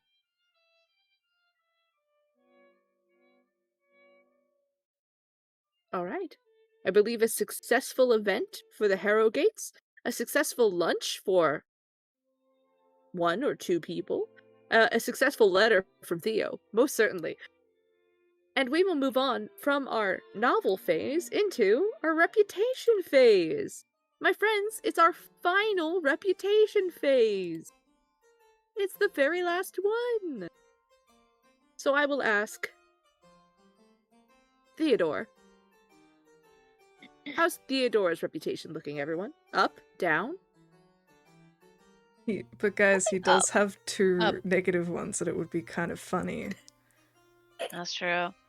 He did talk back, like, kind of. Wait, no, that was you No, didn't that end up was a fighting back at bit- the. Yeah, I think if So you did you- that, then we could talk about it. But you've been pretty Yeah. well Regret it. behaved. yeah. Unfortunately, I- you did a great job. Yeah. Unfortunately, his whole thing is that he's desperately trying to mend his reputation, so I can't really just, like, go against that for the bit, even though I want to. Hey, listen, you still have a reputation tag. It's well connected, and you can use it at any time. Yeah, this is true. I don't- Leona, nothing. are you trying to argue for a negative reputation, Maddie? Can I just ask, as a bit, what would his negative tag be? That's all I want to know. Then I'll be satisfied to accept a positive one. Better than everybody. Self-important. Yeah, Yeah. valid. I accept my Self-important would be positive pretty one. good. Mm. In my head, all I heard was Tarquin going, "Poor!" 4. Four.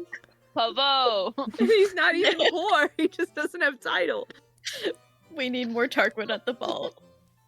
I think Is he was Tarquin expressly not invited to the given an ball? invitation yet. He was expressly not given an invitation, but if he shows up anyway, that is definitely something that could What happen if if I someone show- uses some resolve. What if Tarkin shows up on Fudge's arm? I do technically have 3 resolve tokens left. I give. We got this. If we I combine our also resolve have tokens 2. at the end. We all. Yeah. Everyone, don't use all your We- resolve we tokens. do to have Tarquin show up, please. No, because we have to save our Yeah. resolve tokens to get. Two. We have to save the resolve tokens to get Grant and Lady Hilda together. Pull them all together. No. This poor Yeah, woman. that's way. Yes. Yeah. Yes. It's crazy with One the thing- hit. With the hit that Grant just took from Tarkin at the gallery, I don't think he should be She's walking gonna- anywhere. she's gonna have another dead husband. Stat. She has a They're not even collection. married. that would honestly be great though, because the symmetry. Oh, Hey, so Percival, funny. here's your new mother. Also, it's your only parent left. Good lord. Leona. I think Leona, Leona how's should your get a. reputation, I think darling? she should get a -1 because she was talking active shit to the dowager, and then refused her offer. That's Agreed. true. I was That is. actively like, I think women should have thoughts. Not I allowed. like the bit. I like the bit where Leona was like, "She's giving the title to me," and the I dowager went, truly "No, thought you for a idiot! second, like, Whoever you marry." God.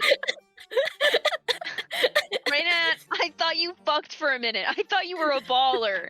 For real. 1 second of hope was so funny.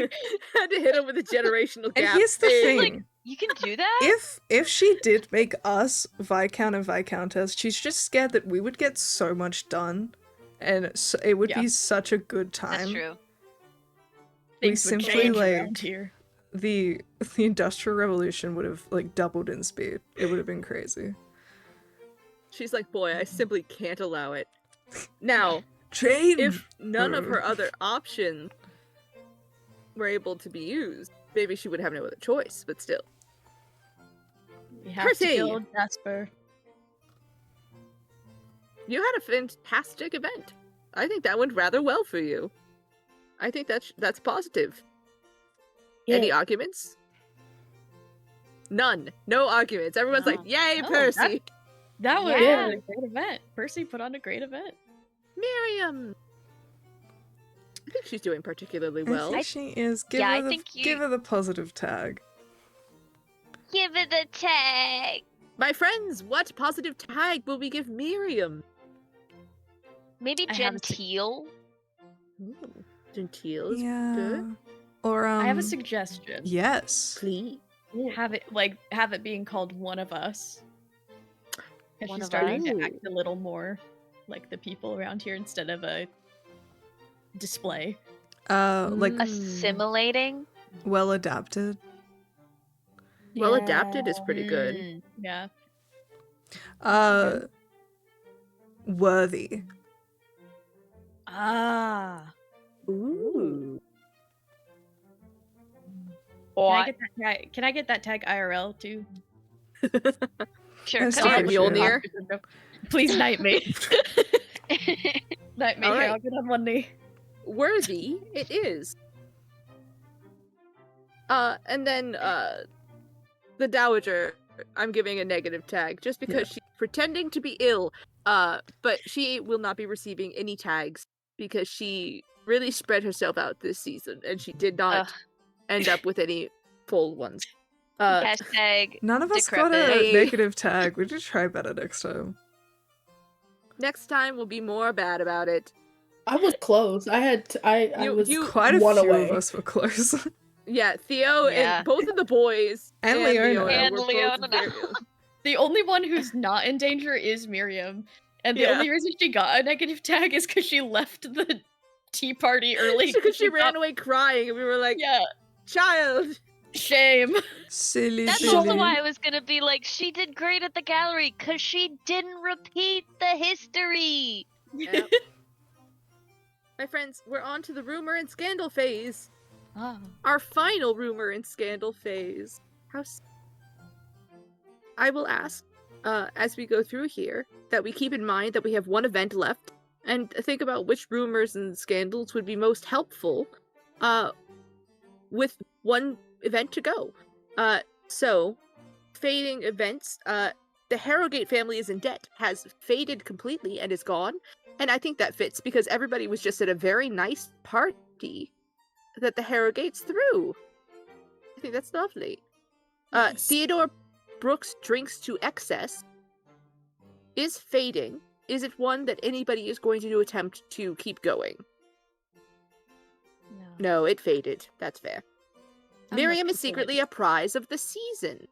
I would like to make that keep going because it's funny. We're going to spread it.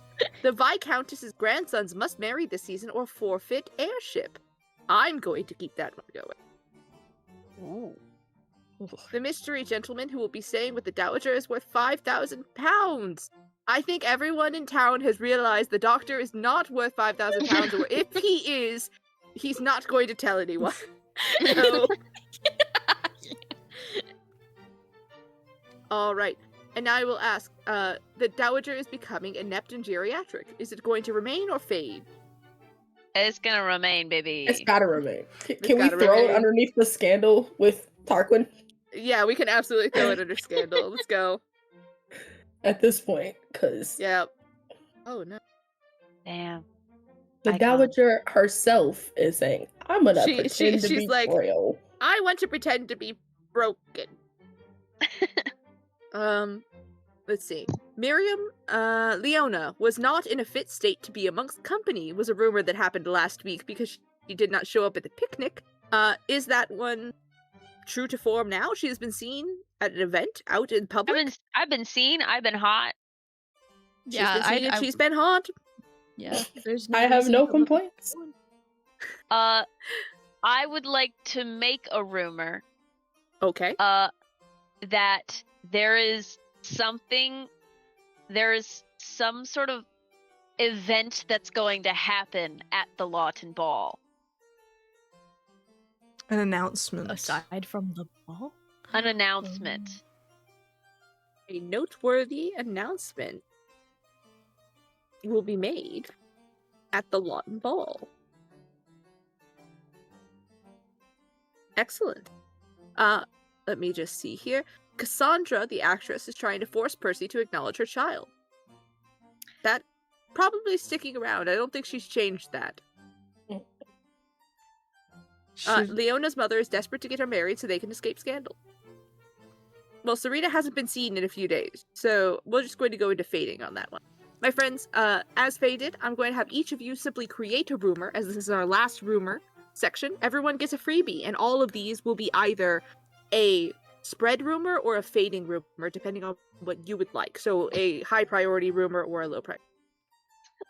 There's a rumor that Grant is dead. The two rumors I've had about any of my characters are, oh, the best one there, dead. That's so funny. Grant is Grant. Boy. That is Grant my died. rumor. The rumor is that Grant is dead. That's Alright. You know what? For fun, That's awesome. because I was trying to think just then. I was just like, is there one I could come up with for Dennis? Because he hasn't had one yet. I think because of his uncaring attitude and the way he's kind of like lofty at all events, I think people think that he's been told that he isn't like getting anything. Not like the equivalent of he's been written out of the will or something. Like he's not getting anything. Added to the list. Would you like that to be a rumor that is spreading like wildfire, or one quietly in the background? Come back to me. I want to hear the other ones. All right. Just saw the Tarquin killed him. Yeah, it's so funny. I wrote Grant is dead, Tarquin killed him. It's Because that's how the rumor would spread. It would go from Yeah. Tarquin knocked over Grant at the party. Tarquin Tarquin pushed killed- Grant off a bridge. Like, And killed him. I don't even know what you're talking about. What? Matt. What is he saying? Uh, I have one. I think it's Okay. time. I think it's time for the rumor to be that the child is Jasper's. I It think it's was time for that to spoken be a about at spreading the- Yeah. a spreading rumor. Someone has overheard it, and it has been spreading like wildfire, potentially tarnishing Jasper's reputation. God, what a fucking thing that would be to have two rumors spread at the same time about the twins that the child belongs to Jasper and Dennis has been written out of the will. Like, Oh no, I hope I don't get the title. Suddenly, Leona Not gonna happen. seeming like a really good option. It seems like a really good option, you guys. Oh no, Might- one of your might fuck-ass save the family. grandsons. I love how Uh, we started this campaign being like, these twins suck, and then we've kind of full circle gone back to like that's what the rumors are. Ray, I believe you have a rumor if you'd like. Oh, You can also skip. I won't force anyone to do a rumor prior to the I end. can't, because mine was gonna be about the child belonging to Jasper. So All right. Oh my gosh! Do you want to collab? Like, if we collab and join no, forces, can we make it a more scandal? How along about the this? lines of, like the child doesn't look like Percy, because Oh, people okay. saw So him a at the supporting- picnic. That's So there's, like, true. no A supporting resemblance. rumor. The child looks nothing like Percy. Ooh, some dangerous rumors. I like it. In that My friends with rumors- case, I think Dennis has been written out of Yes. the will. I'll say is fading because I think the other twin Yeah. will take the majority of the fire on this one. Because They're gonna then take people a lot might of say fire. like, "Oh, there's no way Dennis is going to be written out of the will if Jasper has this much Yeah. scandal." Yeah. And then the other rumor goes, but what if he is being written out of the will? Will they give it to the child? My friends, would we like to take a short break and then come back for our letters? Yes. All right. Yay!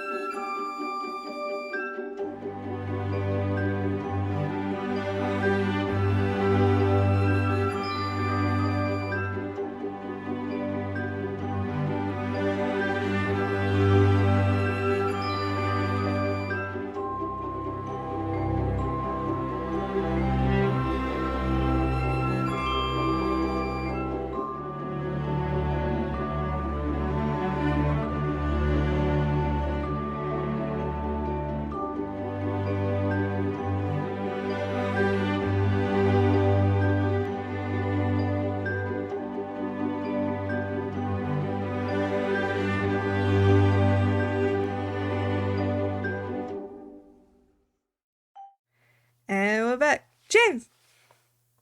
Welcome back. We are going to jump right into our epistolary phase, which is where we write letters. Does anyone have a letter they would like to start with? Don't all jump at once. I have one. That'd be. Let's go, Ray. So, my letter is from Edith to our dear Theodore. And it's essentially, Dear Mr. Brooks, Great Aunt says that I should be more of a lady now. And I am writing this letter to see if you can make me gorgeous dresses like you've made Leona. However, I would like bows that match as well. I've included in this letter a payment. Thank you. And it's very, like, you could tell a kid wrote this. What is the payment? I would like to point out the payment is a couple coins, like a button, like a couple flower petals. Again, the thing she's found in the garden is like, this is a very misshapen, dirty One envelope. absolutely crumble of a cookie left. Exactly, like a half of a cookie, It's a the couple last- coins, It's half of the last cookie. and it's just shoved in this envelope and delivered. You receive a reply that's in a very serious stationery of the Brooks family, and it says, Lady Edith, I would be remiss to accept such payment, as of course it would be an honor for me to clothe you in the fabrics of Brooks and Son Company. I will, at post haste, send over one of my most favorite local tailors, along with a grand selection of fabrics, of which we will create for you a most beautiful gown to wear to the ball. You will be the diamond, I am sure, and will receive many, many compliments. I have also instructed them to include several hidden pockets within the skirts that will make quite excellent room for many cookies and cupcakes that you wish to collect while at said ball. Yours, Mr. Theodore Brooks. And he returns the payment. It's beautiful.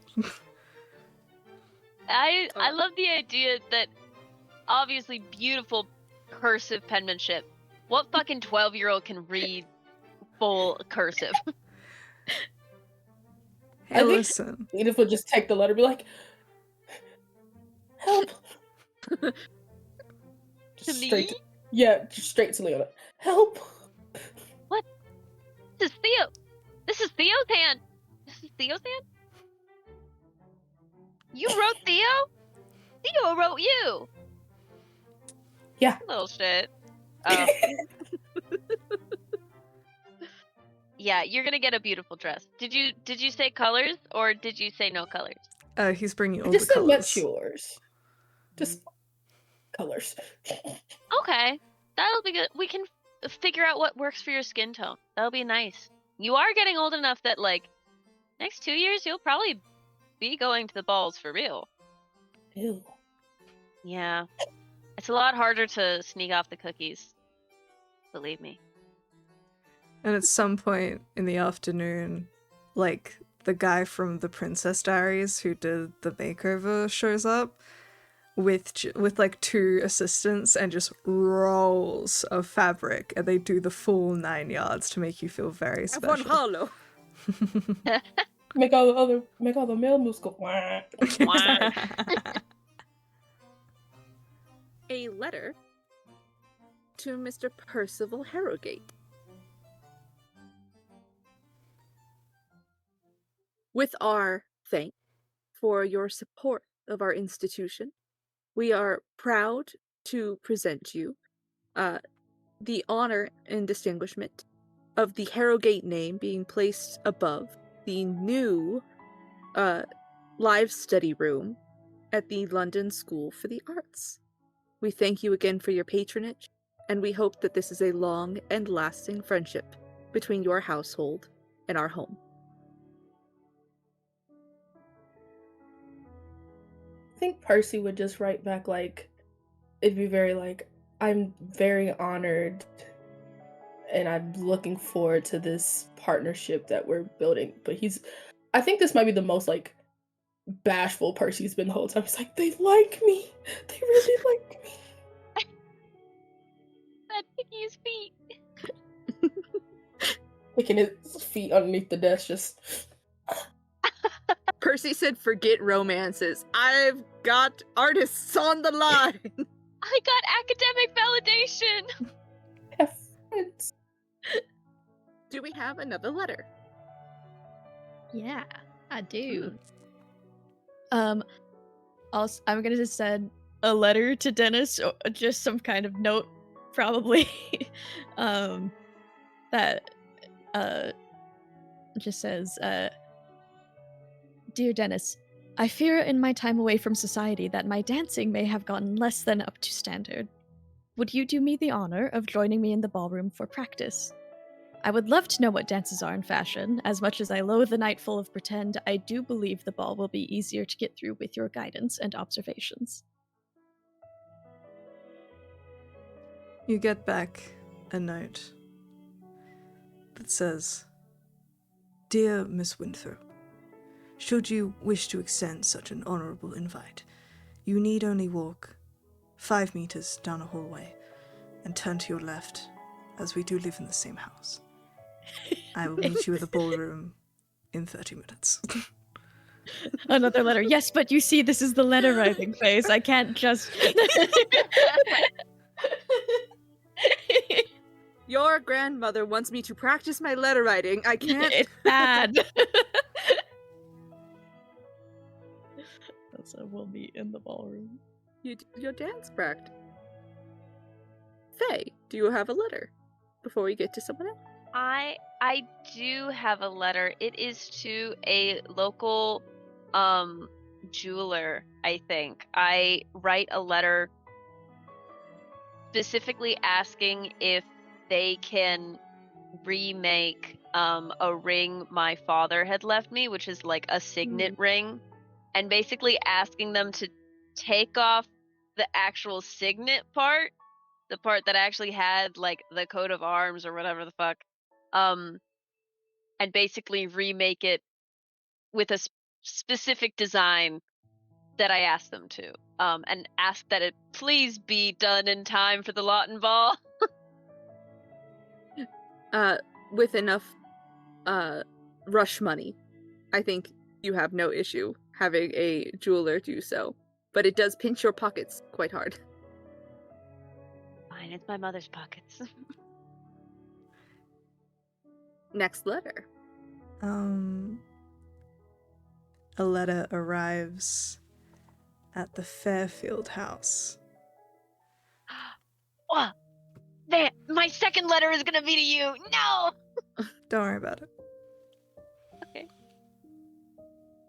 I pray that this letter finds you in continued strength, though I am not unaware of how much has already been asked of your strength in several years. Permit me then to not write as a suitor or an interloper into your family, but as a man who is deeply in love with your daughter, and profoundly aware of the sorrow that you carry. It is not lost on me that your disapproval is not born of cruelty, but of care. You have suffered grievous losses, a husband, a daughter, and now I stand, I imagine, before the prospect of yet another absence, your remaining child. Offering her heart to a man you neither chose nor perhaps ever envisioned for her. I cannot undo my origins. I am new to this, and no coin, however fresh or plentiful, can mimic the weight of generations. But I would ask you to believe that my intentions are not shallow nor mercenary. I love your daughter, not for what her name carries, but for the woman she is beneath it. I would not wrench her from you, not now, not ever. We do not seek to make a life apart from you, but rather one that includes you. In that spirit, I have enclosed a deed to a townhouse in Mayfair, a gift I offer not as a bargain, but as a gesture, a home amid society's centre, where you may not be surrounded by the echo of loss, but by your family, the comfort of proximity, and the dignity you so richly deserve. I do not wish to be your adversary. I hope instead to earn your respect in time, and perhaps even your acceptance. But even if those hopes are in vain, please know this: I will never come between the love you and Leona share. I only ask that you do not come between ours. With the utmost respect and sincerity, Theodore Brooks.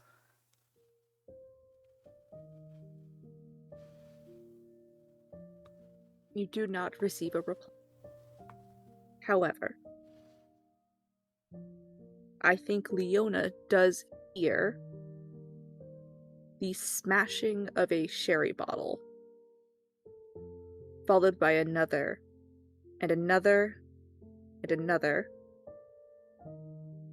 until it is loud enough to bring you downstairs in the kitchens in the midpoint of night to see your mother huffing and puffing, eyes red, crying, with a letter crumpled in her hand, and every bottle of sherry she could find in the house smashed upon the flagstones of the hearth.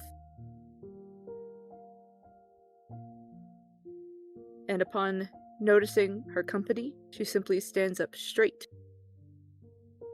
looks to you, and says,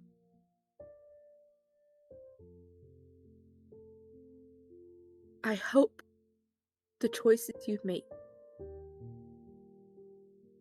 will bring you the joy I have had in being not only Rose's mother, but yours. And then she goes to bed.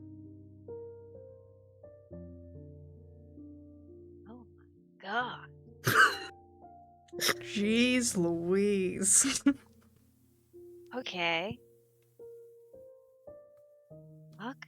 I clean up like some of the glass as much as I can. Like 3 servants are like, Okay. Wasn't sure if that had probably woken servants too. They were just like taking a smoke break, waiting for her to finish. It's like, I mean, none of them wanted to step in the way of the sherry bottles. yeah. Oh man. One of them looks suspiciously like Edward, like Eddie with a mustache.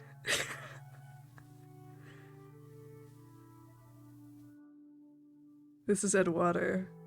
He's different because he's Spanish. He just No mogs a hablo little. inglés. See.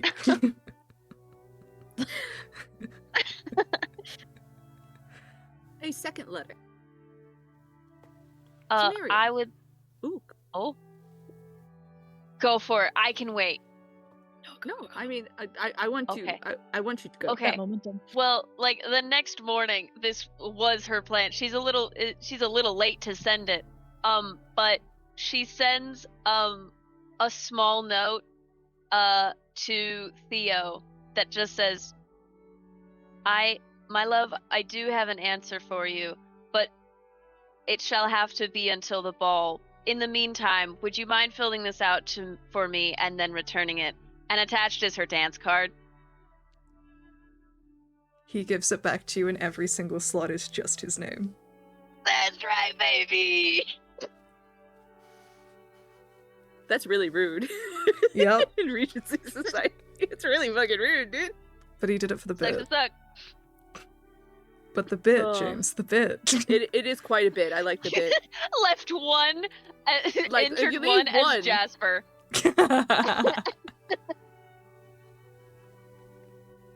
A letter to Miriam. My dear niece, it is with great pleasure that I am finally able to write you. Now that I am free of the sea, as the Navy has finally set me to land for a short period of time. I know that the trial of this past year has seen hardship after hardship placed on you, and it is my greatest want as your uncle and nearest living relative that ease of your life is in your future. And for that reason, I should hope that this letter finds you well and that the news I bring brings you joy.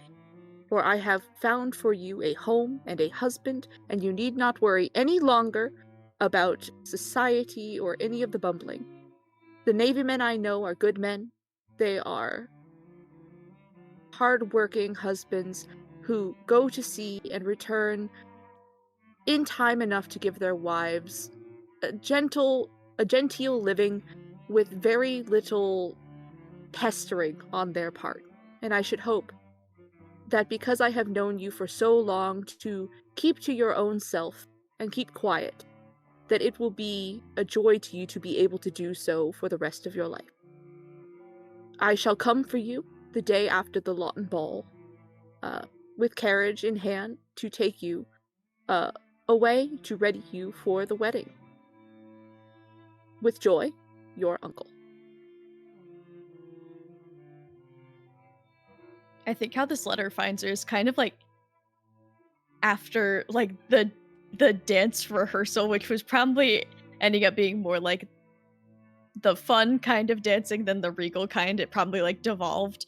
And I think she's in like quite casual clothing with like her hair kind of falling out of its place, and still kind of out of breath, like smiling, and as she reads it, just the smile falling. And she just puts the letter back in the envelope and sets it like on her nightstand.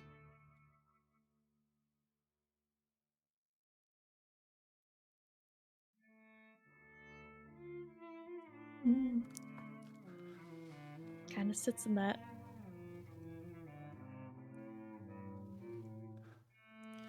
Any of the letters? Nothing from Ray? Maddie, any other letters? I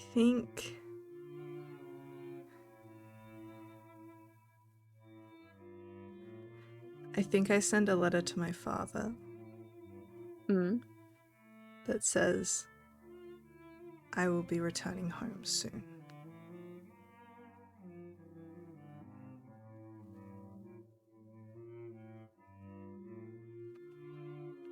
Let him freak out about what that means.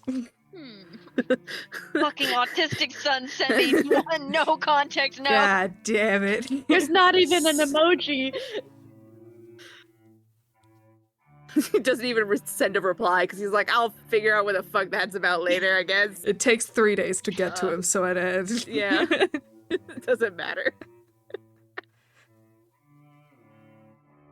Kind of vague bullshit. My friends, any other letters at all in our final letter writing phase? None. And so, my friends, I bid you into the next and final novel chapter of our game. The sun sets on the Lawton estate, and as it sets, lights brighten throughout.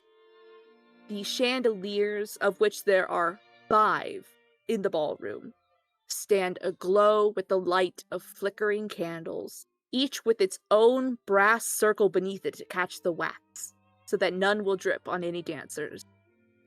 Along the edges of the ballroom are many different mirrors of varying sizes, so that as the dancers twirl and move, they are doubled and tripled on the mirrors as they bounce back and forth between the walls to make the room feel not only full, but like it is filled with an eternity. The wood of the floors is light and bright, so that at no point does the night feel heavy or hectic. And the hostess has not yet appeared, even as the guests begin to arrive for the ball, the biggest ball of the season. Instead, she has left her grandsons to greet the guests as they arrive, as well as her granddaughter, who looks lovely in her brand new dress with a matching bow. So, my friends, I will ask, who is first to arrive for the Lawton Ball? I need not ask. Miriam. I live here. As you descend the stairs for the ball, would you like to describe the dress you have chosen to wear tonight? Absolutely. She's wearing a champagne-colored Empire Waist Regency era gown. There is the layer of the overskirt is like a cape that starts like right under her armpits. And the shortest train, like it's just a little bit longer than the rest of the dress. But I believe that like overskirt slash cape of sorts has just a very like nice pattern and maybe a little bit of historically inaccurate sparkle on it. Um, and long gloves that go almost to the sleeves of the dress. Her hair is up in like a mop of curls with a headpiece that rests and like holds it kind of together. Yeah, I think that's what she's got on. She's adorned with a couple of pearls that she's borrowing. But it's quite simple compared to what she's been having to wear. Like this was probably an outfit she decided to wear. The Dowager gave no input to what you would wear tonight, only offered to you her many accessories to choose from to dedicate to whichever of your dresses you chose to wear. A freedom you have not yet been afforded in your stay. Yeah, I will descends- ask. Oh, go ahead. She Nope. just descends the stairs looking like comfortable, but there's very clearly something going on in the back of her head. The musicians have only just started their songs. It is not yet even to the point where the songs on the dance card are being played. And I will ask of our assembled friends here, who will arrive first, having not lived here the entire time? Leona. Me. Yeah. I think she's a little bit nervous, so she gets there a bit earlier. Maybe around the same time that Miriam comes down the stairs. You see Leona enter in a jewel tone dress. Like a dark red, almost wine colored jewel tone dress with like white opera gloves. And her hair done in like kind of a low like it almost takes up the whole back of her head, but like a bun braided with like curls. And like small pearls inlaid. But all around, almost like a very simple outfit. Like the dress does like you know that if there was any jewelry really added on, it would be kind of over the top. She has a necklace that is hidden into the dress. And her gloves are looking a little bulky. But she comes in around I think the same time Miriam is starting to come down the stairs. You are greeted at the door by one of your cousins. Unfortunately, the one who is shorter with pursed lips.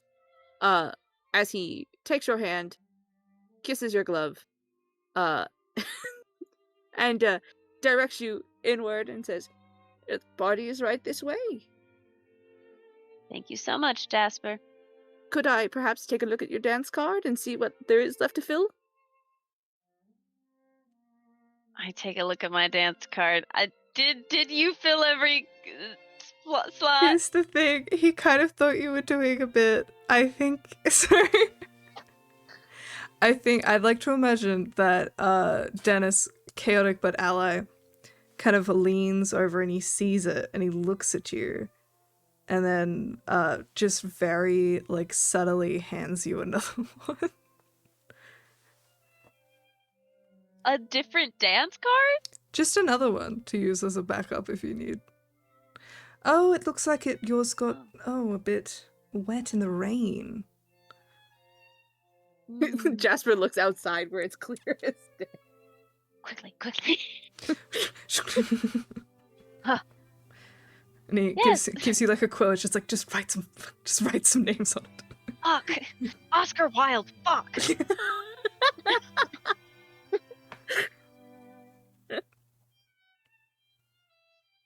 So the God, card let that Percy Shelley not be here tonight.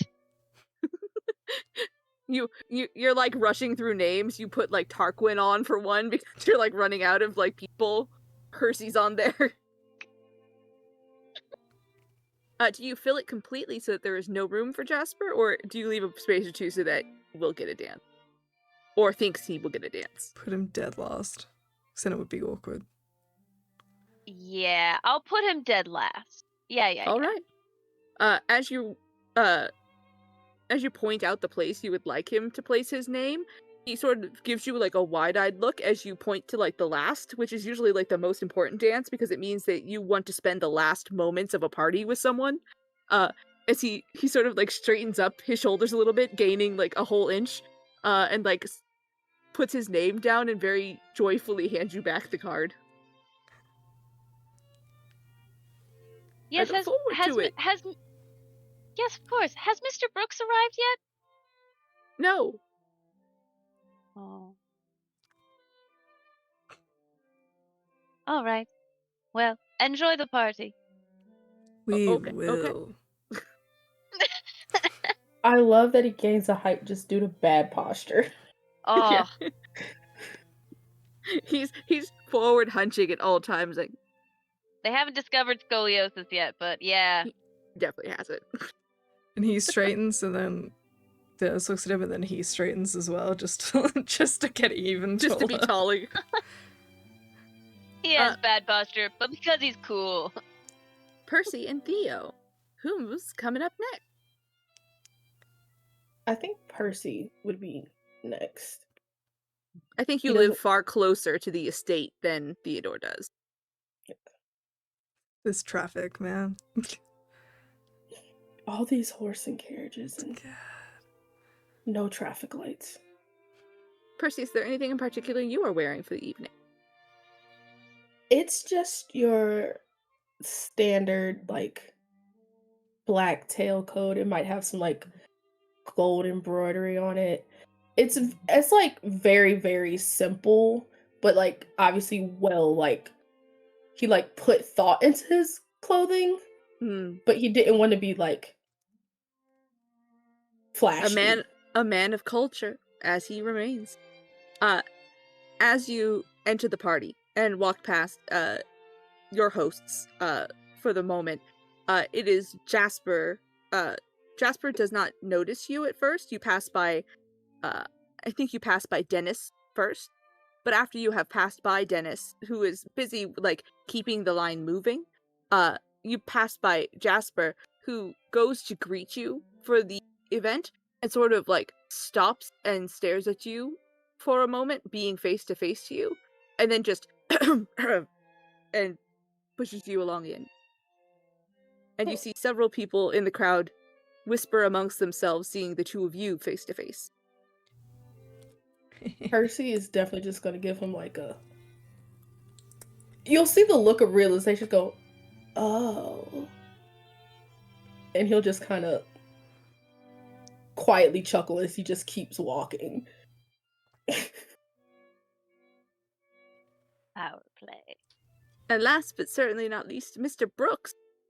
Once Maddie's done dying. Brooksy shows up in his horse and carriage. He like arrives with the crowd, rather than being particularly early or late or anything. He's got that top hat on, calves out, like, ooh. Buckle on that shoe. And yeah, is dressed to the nines as per, and I think he's wearing like navy. And he arrives and takes off his hat and nods to the two gentlemen at the front and says, My goodness, this looks beautiful. 5 chandeliers. Ooh.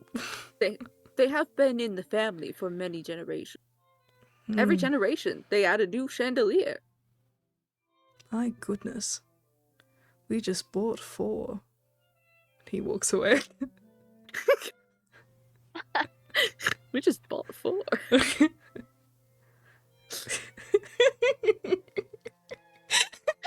Haha, poor.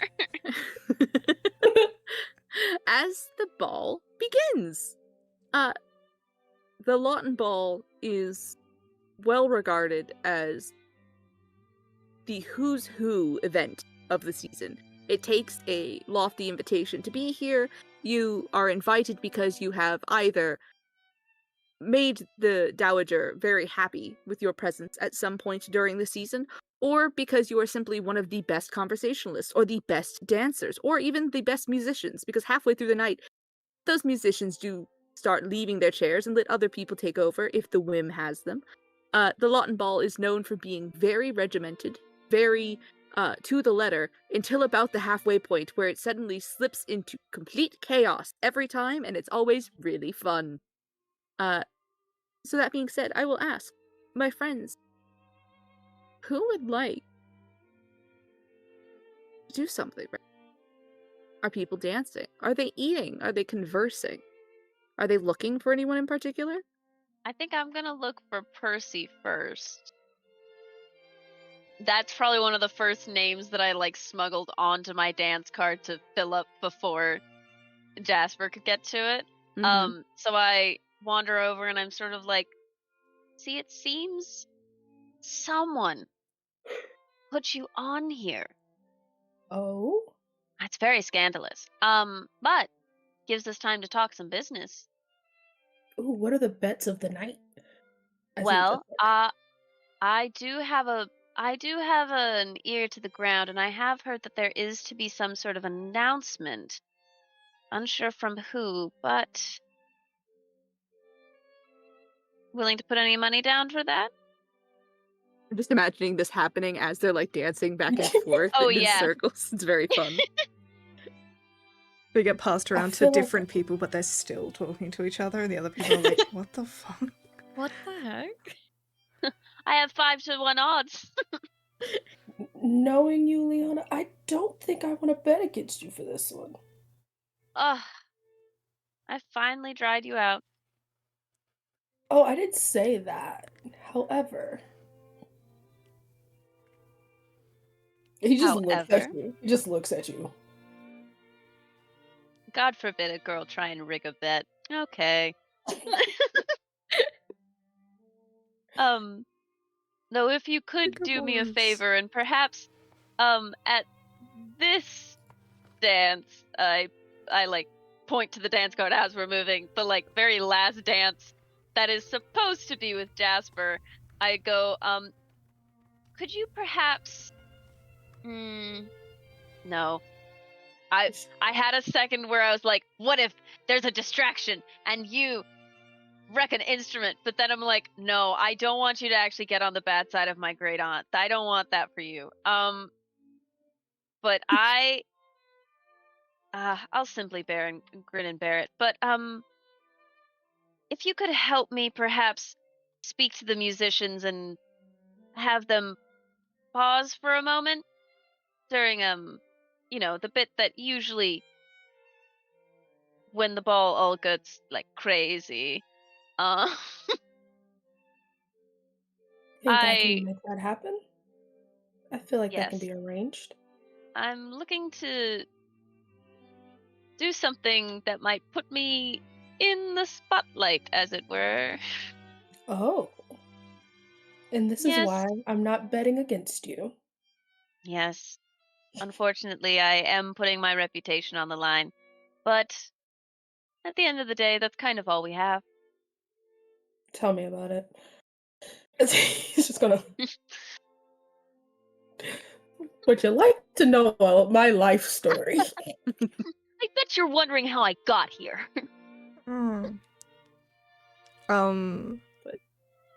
I think Theo will, first and foremost, he finds Edith and compliments her greatly.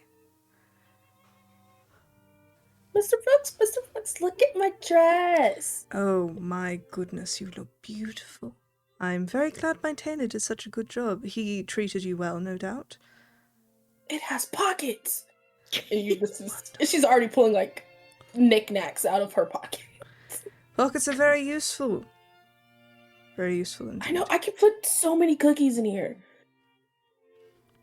Want a Very cookie? well. Not at the moment. I wouldn't want to take from your stash. Perhaps later in the night. Puts it back in her pocket and just like runs Pockets are off. full of chocolate. She doesn't care though. I have pockets now. I can put things in my pockets.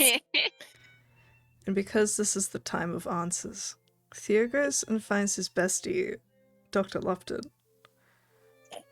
Oh, Dr. Lupton is not yet at the ball because the Dowager lives is here. currently. Oh. He does, but the Dowager is currently not present.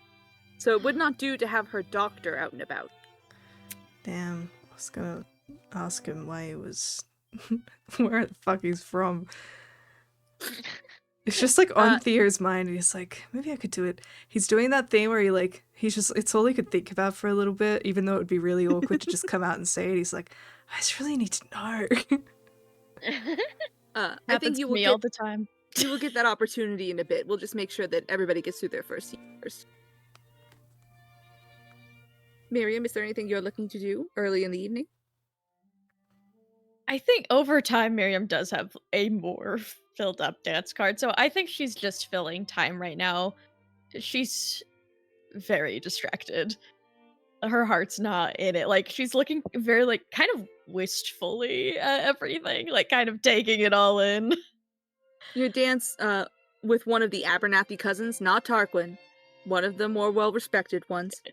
You dance with a distant cousin of the Vincents, and also with the now Lord Bergamont, the son of Hilda, as she arrives and sweeps her way, as everyone could see, up the stairs rather than stay for the ball.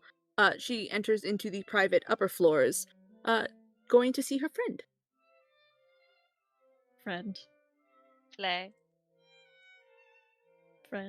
They were roommates. They weren't roommates. They died holding hands. They're not dead. Yet. They're happening right here and now. It's next to the Grant is dead rumors. As the night progresses, I will say the first of many shocks for the night ripples across the floor, as at the very zenith of the dual staircases, visible through the doors of the ballroom, a woman who could not possibly pass for less than 70, despite her age of 75, appears, wearing not widow's black, as she has been so wont to do for so long, but in a brilliant gown of champagne. The Dowager Viscountess stands at her full height, wearing her tiara, wearing her earrings, her bracelets, her rings, and stands before her assembled guests, clapping ever so quietly, and yet it echoes through the entire facility, as this house was built for the people standing above everyone else to be heard, as she looks down upon the many shocked faces, and she leans over the railing and goes, "Why, hello! Thought you'd see the last of me, didn't you? It's time to dance!" As she then sweeps down the stairs, followed by Hilda, who is laughing, and you can see is like carrying her train for her, as she is wearing a much longer train on her dress compared to some more novel train here. But she sweeps down the stairs and takes the hand of the first gentleman to offer to her, which is Hilda's son, the Lord Bergamont, and sweeps onto the dance floor, joining the dancers, as the whispers of people all around turn from she's geriatric, she's insane to God, she's insane, but it fits.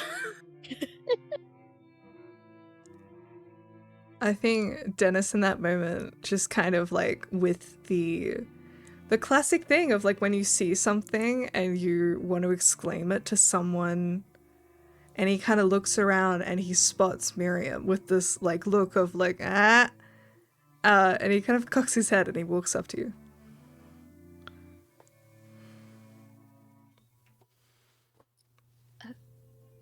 Yeah, I think, yeah, kind of that distracted look she's had, like she does a double take when she sees you, and then it's kind of like, yeah, what is happening?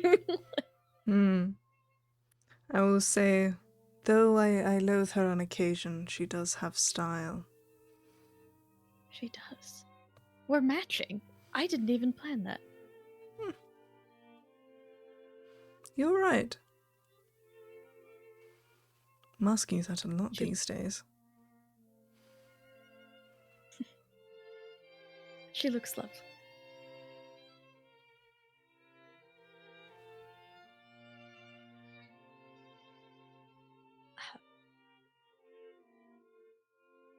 Do you want to get some air?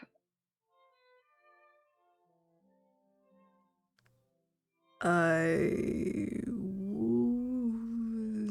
going to go grab you some punch and maybe you will go get some air. And he walks away knowing that if they left together, that would be really bad. She's so distracted she doesn't even think about those like implications. Oh, yes. And he just says, go to the piano room.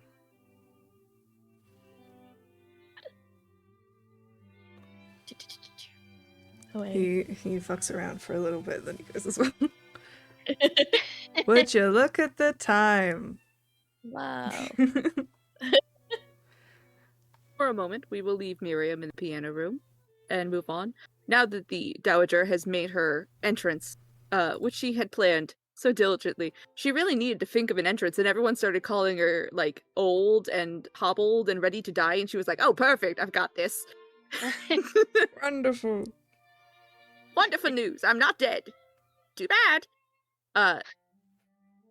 Now that he is free of having to be part of whatever that was, Dr. Lupton has entered the fray in the ballroom, although he is standing off to the side, holding a lemonade, simply watching the dancers, tapping his foot along to the beat, but not so much moving any other part of his body.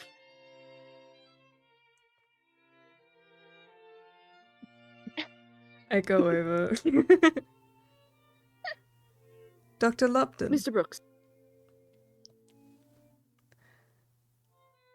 Something has been racking in my brain since we last had lunch. Ah. That I did quite a lot of talking, and you did not. You see he takes a sip of his lemonade. I am, not known for much jabbering, although on occasion, should the subject amuse me enough. Well, I am known to be a very curious man. What got you into this business? Of medicine. Or this? Or anything, really? I think we have a lot in common, but I also think we don't.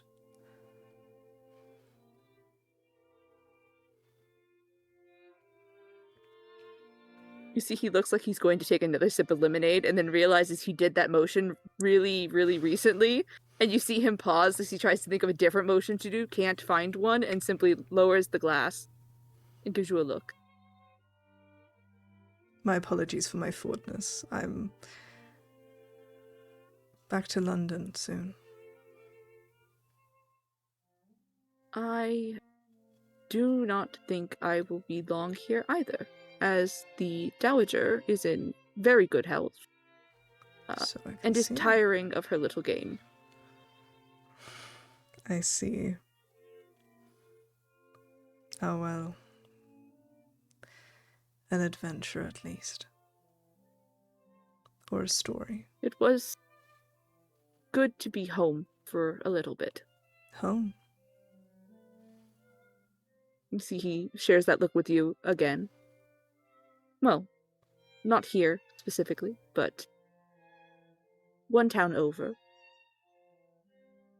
It's a little place.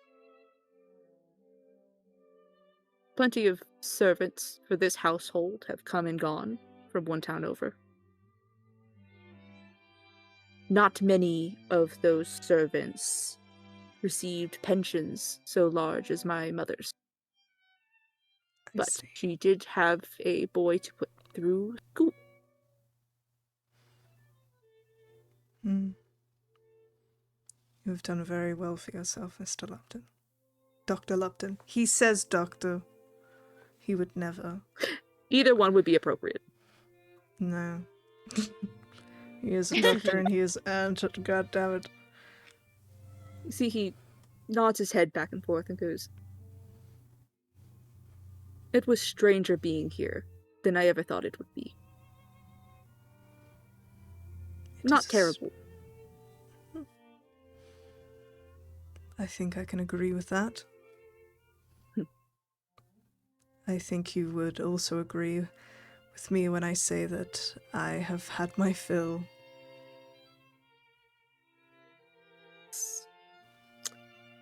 I do not think. You see his eyes scanning the dance floor, and he does not see what he is looking for. I think there is not much left for me here now. But there will be other dance floors. There are many. Well, if you ever find yourself in London, do right. I shall. It is good, at the very least, to have made a friend. I agree. He extends a hand. You get a hearty shake.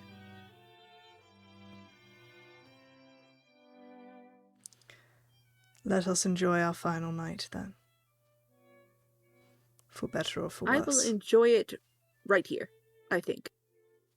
A good idea. I should hope that you will be enjoying it far more. I hope so, too. He raises his glass to you. Ding! He heads off.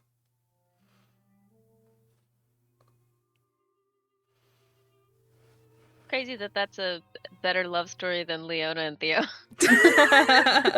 Crazy. It's the bros. It's Yeah. the bros. The bromance is so real. I have missed your acquaintance long apart. Percival, you tore through this party. You have been back and forth. You have met with Leona. You have seen that there are plenty of people here. Plenty of beautiful, eligible women. Plenty of people who once upon a time would not have given you the time of day, and yet many a dance card has been held out to you. Many a gentleman has offered you a drink.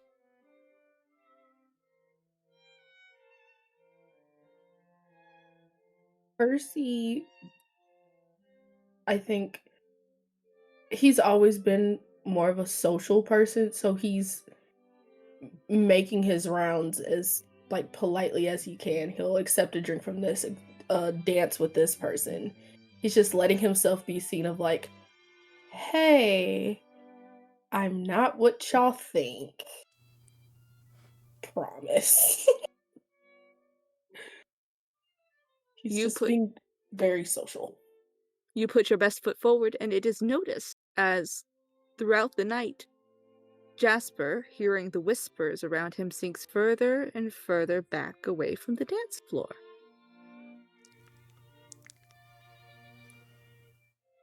What's going on in that piano room, if you don't mind me asking? Dennis rocks up, kind of peeking in, closes the door, looks in. Are you alright? Miriam's been kind of like just pacing and like keeping her breathing under control as she's looked at this room and has found a lot of comfort in this room, but can sense it being lost.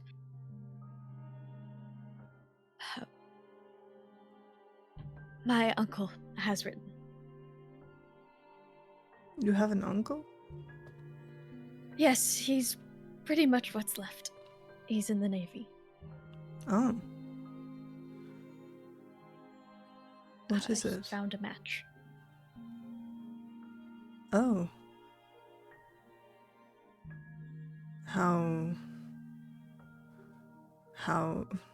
How soon? Tomorrow.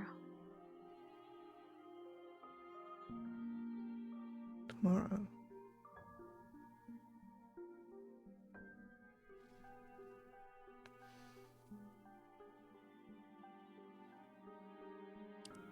This is, good?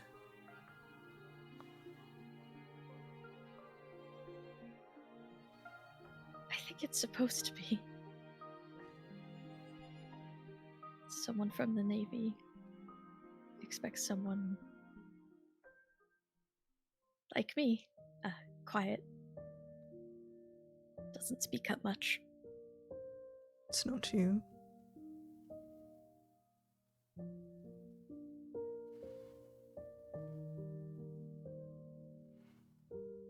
It's what I'm supposed to be. Well, we're supposed to be many things in this life, but doesn't mean it ought to be true.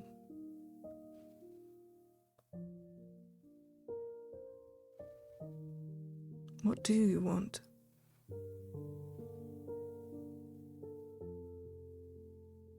I want to dance with you. Not in front of everyone, just here.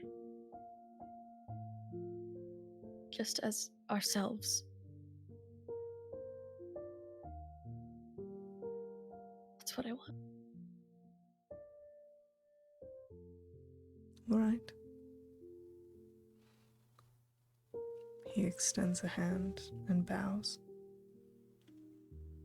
She gives a curtsy and takes it.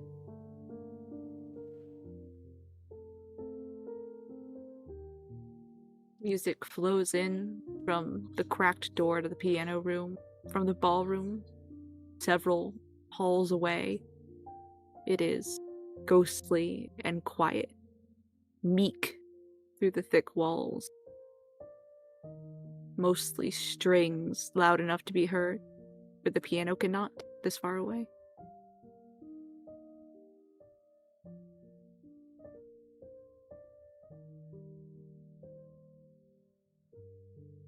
Thank you. For what? For showing me what I could be. Showing you what you already were.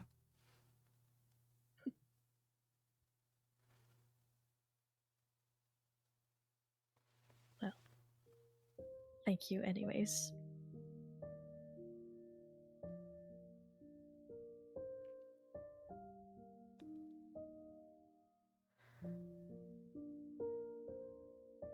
I think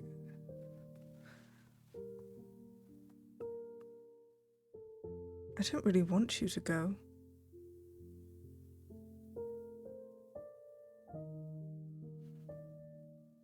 I don't mind your company. You're different to everyone else. Less boring. Or at least interesting in a nicer way.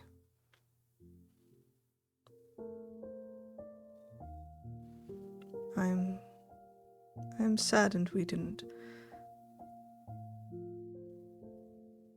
become acquainted earlier on in the season.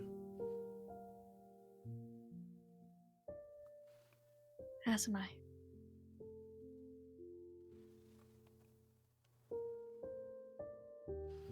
Well, if this is to be your last night, let us make it a good one. There is no better ball.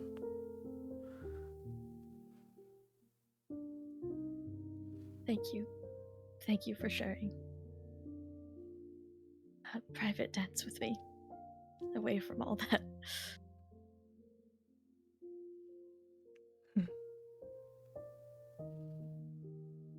I would like to offer a resolve token to Edith Lawton. My darling Edith, What? would it be at all possible that you may be running around outside the party and you might perhaps stumble upon two people alone improperly?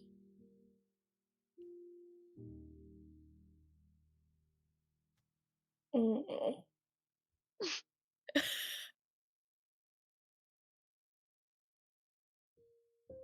You know this will get your cousin in trouble, too. I know. Just Counter because you offer. see them doesn't mean you have to do anything about it. Okay, I want to listen to the counteroffer. I see them, Mm-hmm. but the only person I tell would be Leona. Deal.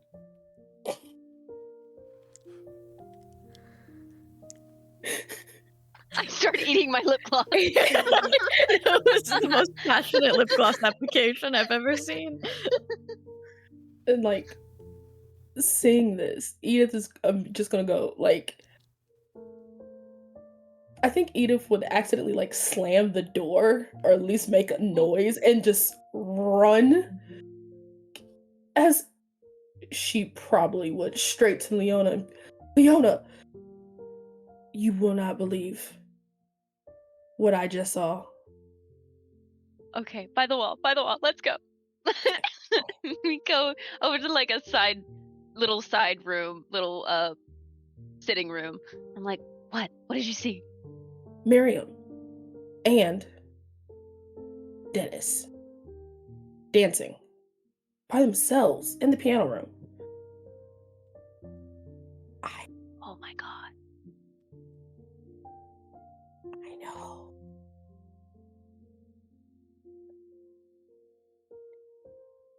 I came straight here to tell. Thank you. Okay. I have to go talk to the Dowager. 1 second. Okay. At the closing I'm of the telling door, Grandma. at the closing of the door, they like spring away from each other, and Dennis just goes, "Shit," That's not good. and he leaves. That's not good. He goes like, "Wait a little bit." He leaves first, so that you don't leave I feel at the like same there's time. a second.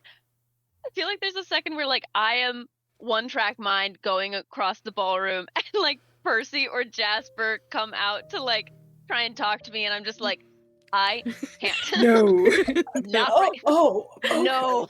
it's The like scene from Happy Death Day. you of, are like, gay. You're gay. We have the same. Okay. Excellent. Just one track getting to the Dowager.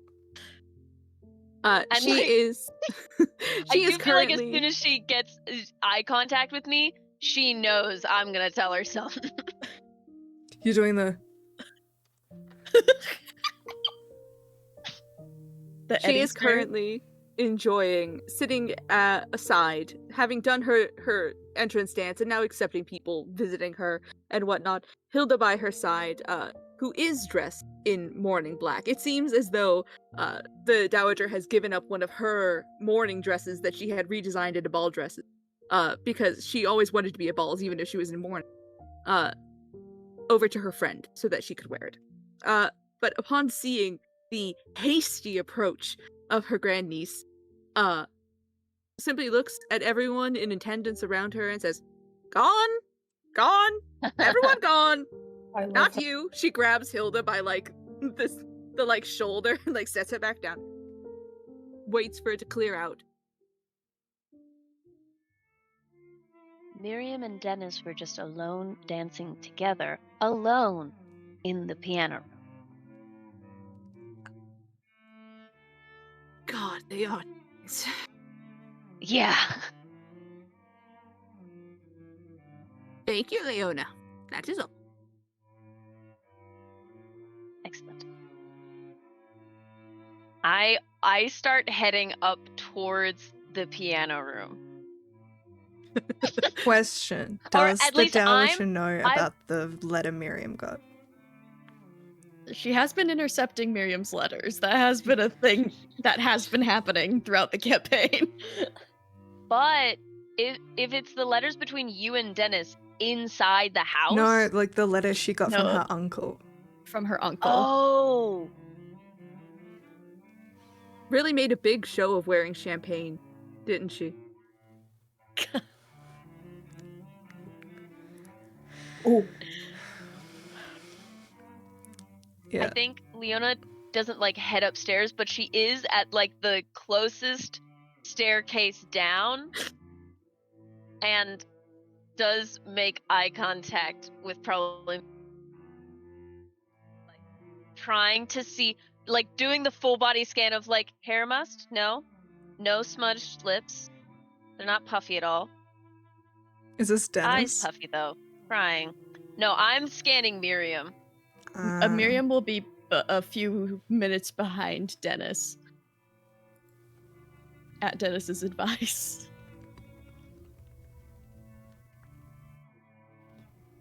I don't know if Dennis notices Leona absolutely, like very obviously sort of waiting for someone to be coming down the stairs.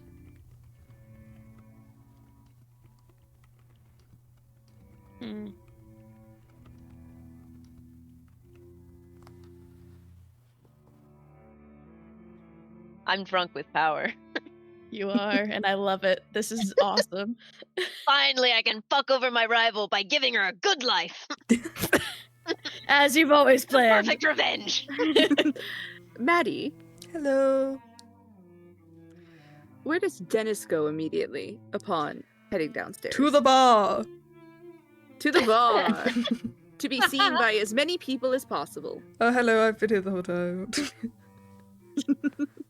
Your brother is likewise near the bar, holding the same drink he's been holding for quite a bit, because he does not like to drink quickly, because it goes straight to his head. Dennis walks up, drinks half of one, slams it down, looks at his brother and goes, I hate balls. Yeah, balls. Move on. Move on. I think it just goes into brother conversation for a minute there.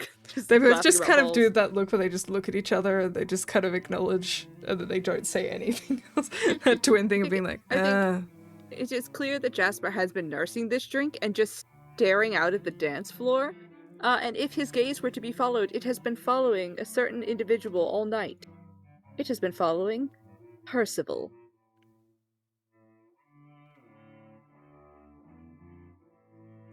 Miriam, when you finally come downstairs, there is a lion of a woman waiting for you. I think she almost walks past like Leona and because she's so distracted, and then like makes eye contact and is like, I think I'm also gonna catch you by the arm. she just like nearly jumps out of her skin. She's like, oh my god.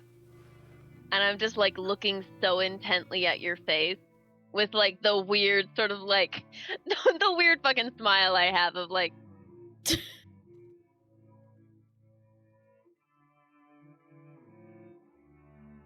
Can I help you? I think you might need my help. I'm not following. Okay. You were alone upstairs with Dennis? Dancing? I don't know what you're talking You better lie, Okay, bitch. then tell me what was happening up there. I was just fixing my outfit. That's ridiculous. This is perfect. You don't need to fix it. Well, it's No one's perfect gonna now believe because that. I had to fix it.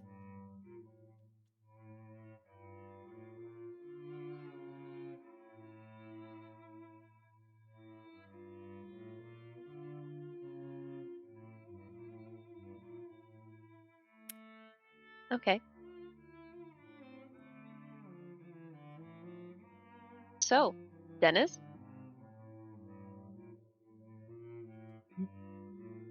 You have nothing to worry about.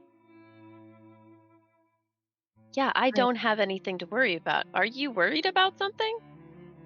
I'm leaving tomorrow. You do What? not have.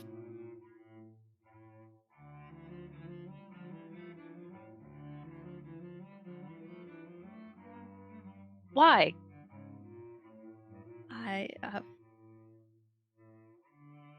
My uncle has found a match.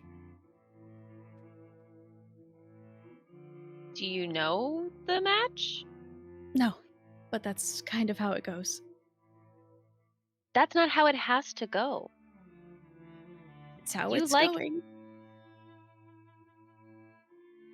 You have control of your life. You are Miriam Winthrop. And you love Dennis. That is a highly inappropriate thing to say, Leona. Is it wrong? Say it's That wrong. does- Say you don't love him. It doesn't matter what I think. It never has.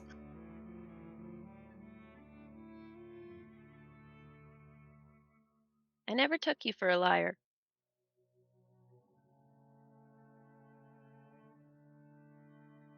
You said you're angry. Use some of that anger. Control your life. While you still have control of it. What am I supposed to do? Do this. And she walks away and she heads towards Theo. Theo. Office where gif are the office gif is playing in my head. It's happening. It's happening. Everybody stay calm! Theo, who had currently was looking to dance with you and had seen that you had that look in your eyes that you were doing a project, so he stayed clear and has been patiently waiting. Sees you come over and he perks up a little bit. I head over right to you. Like, we're still in, like, the eye line. Like, there's direct eye line to us from Miriam. And I look Theo in the face and I say, I love you. And I know that there is apprehension that, okay, we say for certain we are engaged again. And there is the anxiety that if we have an extended engagement again, there will be that urge to put off telling people. I'd like to tell everyone right here, right now. And I take out the ring on the necklace, and it's the signet ring that I have put a fucking gemstone in there, dog. And I have sized it to your hand, and I take it off the chain, and I go, Theodore Brooks, will you marry me? You stole my line. Yes. Though I thought it was rather obvious.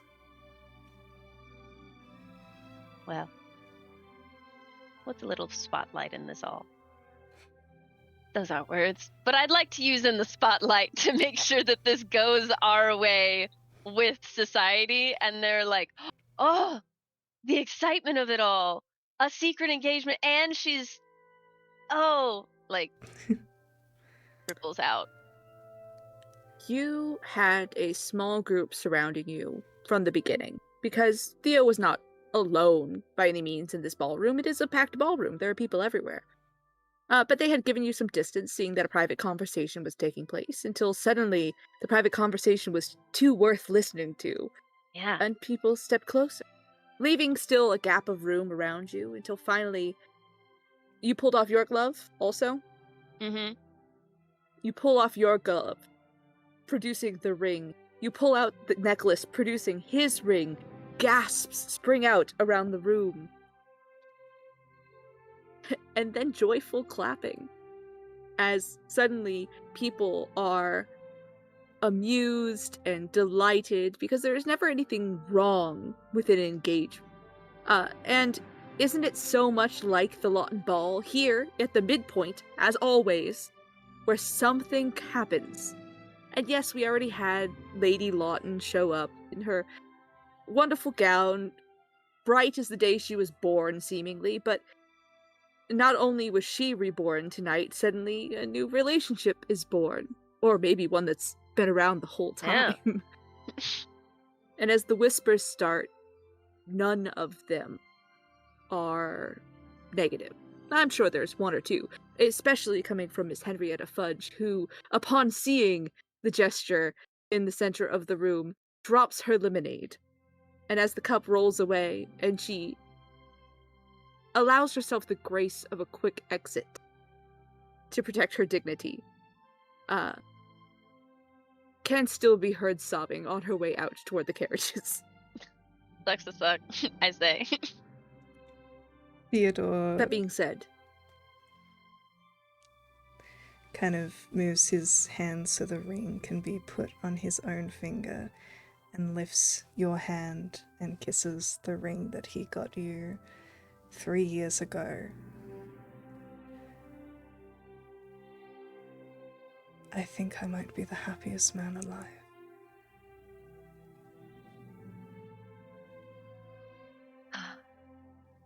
Yippee! Leona doesn't have any words. She's just like smiling and like weeping a little bit. And as like an afterthought remembers, right, I was making a point to Miriam about this. I'm so sad that this is Regency era and he can't just like dip and make out with her right now because it's I know. pre-marriage. They can't even grind on the But dance just floor. know that it's there. If it made sense, big old smooch.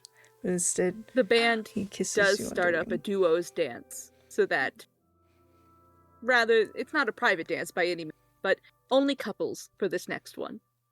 No passing back and forth. I believe I I owe make you eyes quite with a- Miriam. I believe I owe you quite a few dances. I will gladly erase every other name from this dance card. Especially this one. I point at the very last one of the dance. I of course knew that I was going to do this, so I did allow him to put that there because that's not gonna happen. He leads her out to the center of the dance floor, in view of everyone, and begins to dance with her, not looking at anyone else, just her.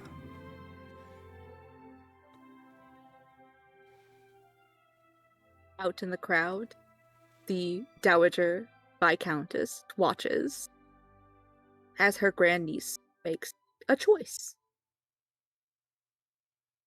She does not let her opinion hit her face as she turns to her true niece at her side and glancing, watches as Serena's eyes well with tears. But she holds a smile, all the same. And then rolling her eyes, the Dowager looks out across the floor and catches eyes with Hilda. And then you can see her scanning the floor looking for other people, but she hasn't quite been able to catch their gaze yet. Miriam, You saw the display that Leona seemingly put up for you. What happens now?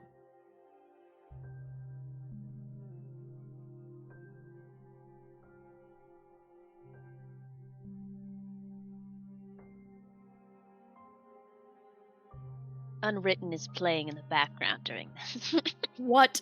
I'm just feeling That's like what's playing? I'm feeling like the 1990s rom-com of That like song. Austen land of like feel the rain on you. Just a quick aside on that, because that song it brings up so much cringe in my life, because when I was in middle school, there was a game called like Sing It on the Wii, and it came with a microphone, and one of the songs was Unwritten, and I thought I ate. I didn't. I didn't eat. I Anyway. was starving. I It did was not eat or in be fact eaten, eat. and boy Jove, I got eaten. I did not in fact eat singing Unwritten at the top of my lungs at the ripe age of 12. Anyways, Get your man.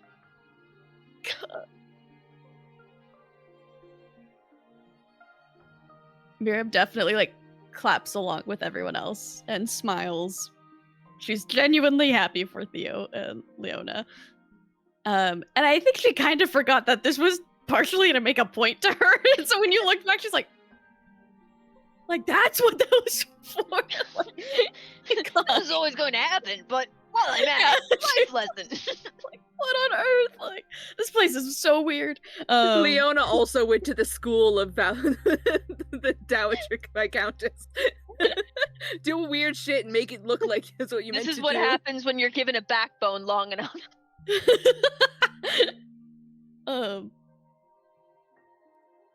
I think Miriam would go over to Dennis and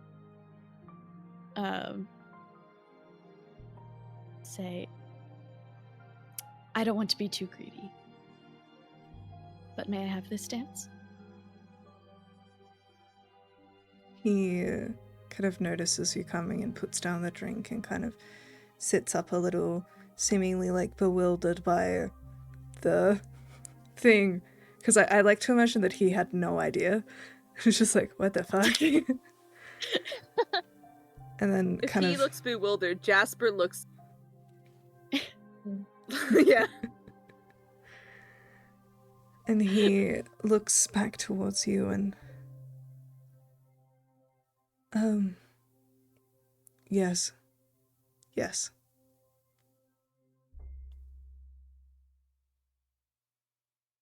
Because, I mean, we have to talk about what on earth just happened. Did you know about that? No, I didn't. Though, I suppose it makes a lot of sense now. What was all of that talk about? Late realizations.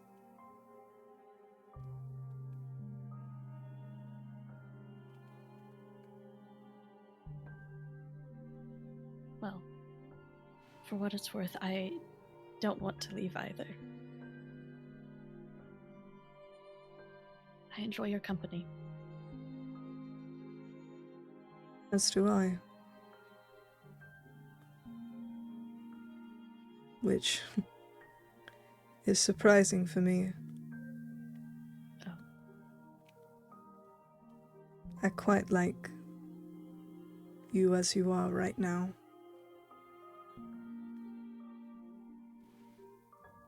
Less frightened of yourself.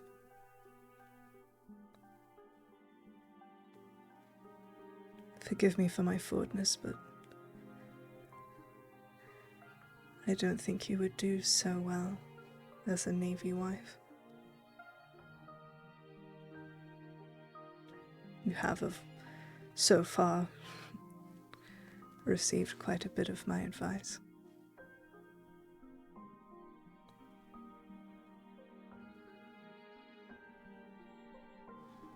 I think if I should like you to stay, and you would like to stay,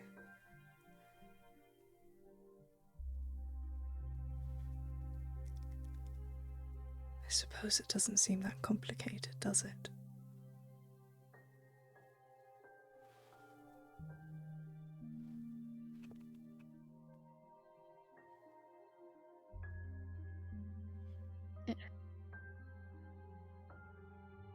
Does it? I suppose it doesn't.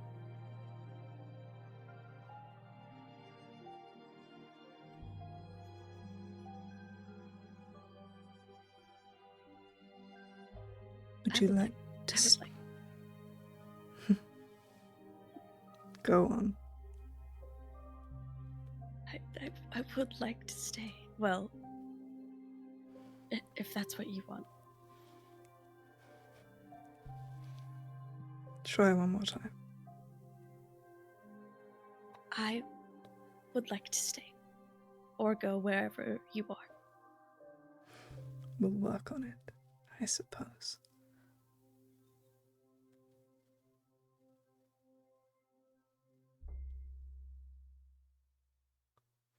And they dance.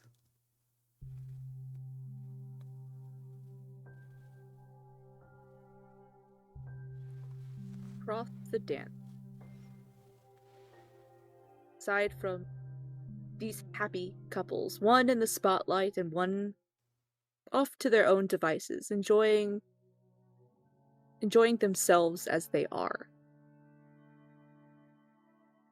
There's one man in this room who is not enjoying himself as he is. And he is short. And his back is a little curved.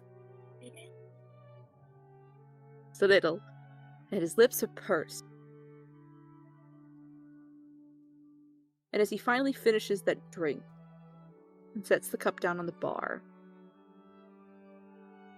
Jasper moves forward through the dancers, across the floor, to approach Percy.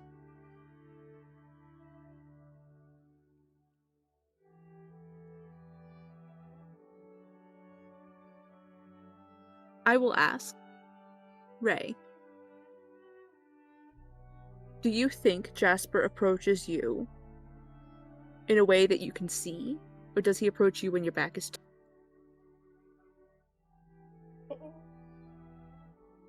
I feel like Percy would see him coming, because while it hasn't been as obvious as Jasper watching Percy, Percy has been also watching Jasper, like, out of the corner of his eye. So he's been aware of where he's been at the entire time. You see him on the approach. Do you stay where you are? Guide him into a more private place? Or do something else? I think Percy at this point is just going to stay where he is, because he knows, he's pretty sure he knows what this conversation's about to be. You stay where you are.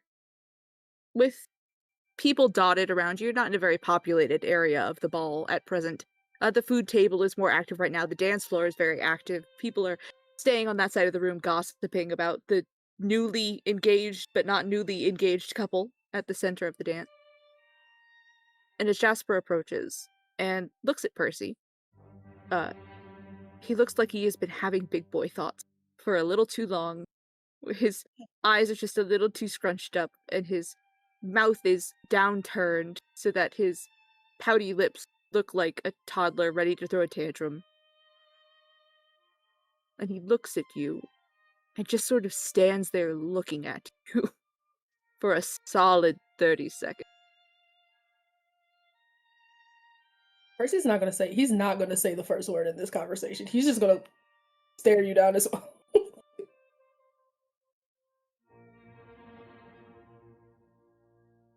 It's not fair. You're going to have to elaborate. I don't think it's fair at all that you get all the credit. Or? For my son. Your son. I mean, I made him. So why should you get all the credit?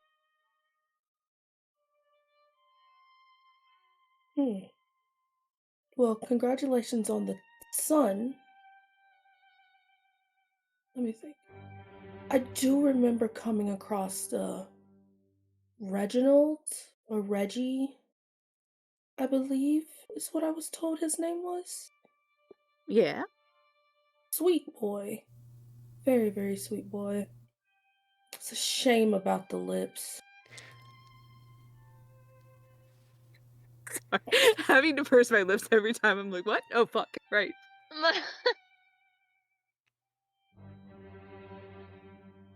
He'll grow into them. Grow. I do truly hope so. It's quite unfortunate he didn't gain his mother's good looks. He's alright. Hmm. I mean, this is hundreds of years of the best breeding. He gestures downward at all of himself. With Percy being taller, he's full blown just. Uh-huh. Jasper raises his hand, pointing a finger, and like sets his finger in the center of your chest, which means he is kind of looking up a little bit to go like this, Releasing poking at the center of Percy's chest, and just says, I need you to make it very clear to everyone that Reggie is my boy, not yours. I don't care what Grandmama says. I'm going to keep my boy. I made it. I would love nothing more to make sure. And at this point, Percy's voice is just slightly louder. Oh, people are turning and looking. I would love nothing more for everyone to understand that Reginald's not mine. I was just doing a charity. You know, acting is such a tough business. And I would hate for a child to not have everything they need.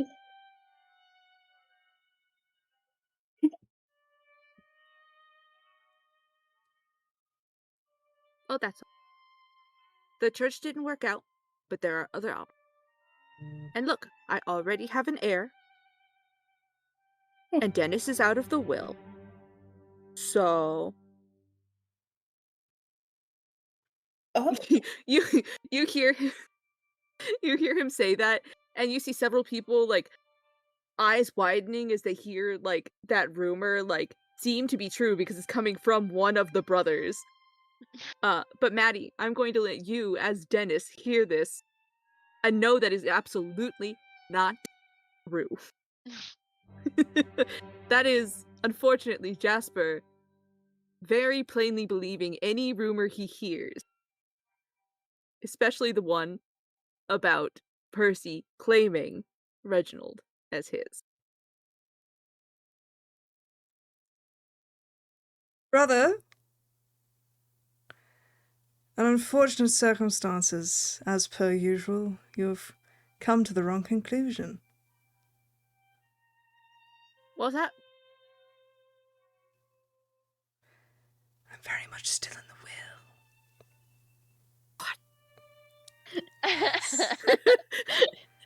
I think he said. Never mind. No, Carry he on, said he's Jane. still in the will. That's In what I heard. fact, Just this happening all over. Jasper looking struck in the moment by gullibility versus truth. Sort of stands there staring, no longer at Percy, but at the room at large, who is all looking directly at them while turned opposite directions because they are all pretending to be in other like placements. To see his. Don't think you can join the clergy now. Oh wait. I do think that opportunity has passed. Sorry, I had to do Oh, that was really awesome. Uh, That was big as hell.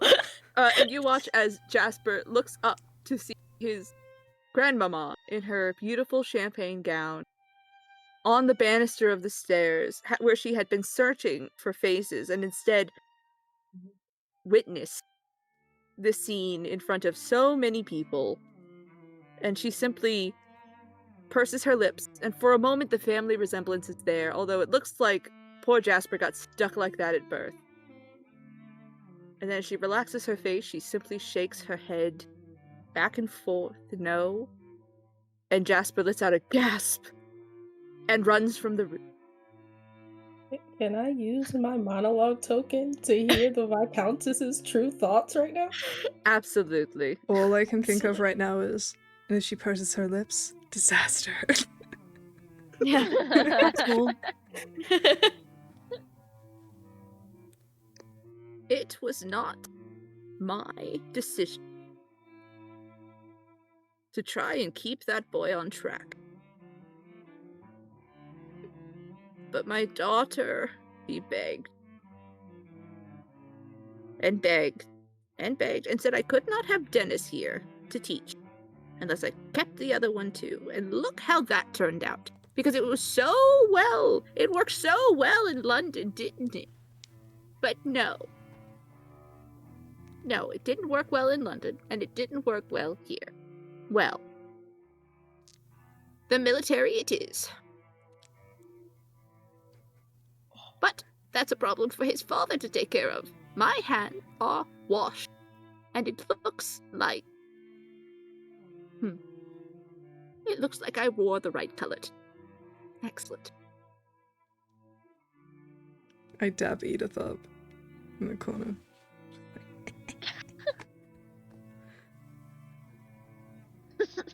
Percy, Tarkin's just at the Best window. ball ever. Tarkin. Tarkin. Can I get a resolve token to bring some Tarkin into this? You watch as Jasper goes running out of the doors, bursting them open, and Tarkin slips in through the open doorway. Yeah. Best use of one of my resolve tokens. We got And some Tarkin. slips into the crowd. I'm just going to let a wild Tarkin exist in there. Excellent. Go on. Don't worry. Wait till the scene's finished. I have a thing afterwards. Percy, the room writ at large is looking at you. You see people who talked down to you for years, who cursed your family name, who called you a deadbeat and a bastardizer, and so many terrible names, looking in shame at the ground as they realize their mistake. Because they were more willing to believe that someone like you had fathered a child out of wedlock than someone to the standards of a Lawton. But alas, he was not a Lawton. He will forever be a Vincent.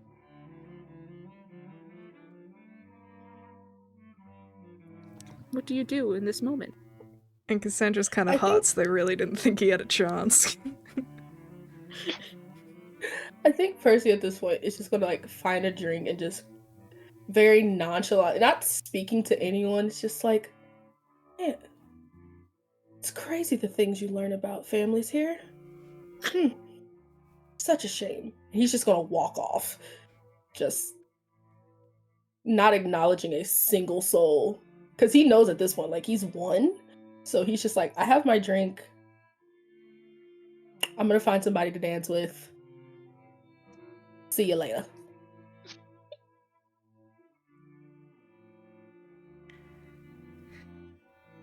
I still have my resolve token. Yes. I would like to offer it to Serena. For? Just to know what's in her head at the moment. If she feels that there could be hope here, if she'll take Theodore up on his offer.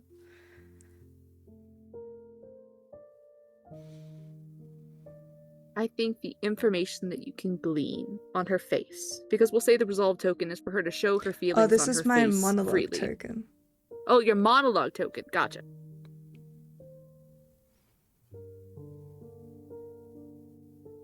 Theodore's letter hit deeply the other night. She waited all day to read it. She did not want to read it because being spoken to at the luncheon was already more than enough to shake her willowing resolve in herself and her decisions. But she did open it. She did read it. And he writes so much like her husband did.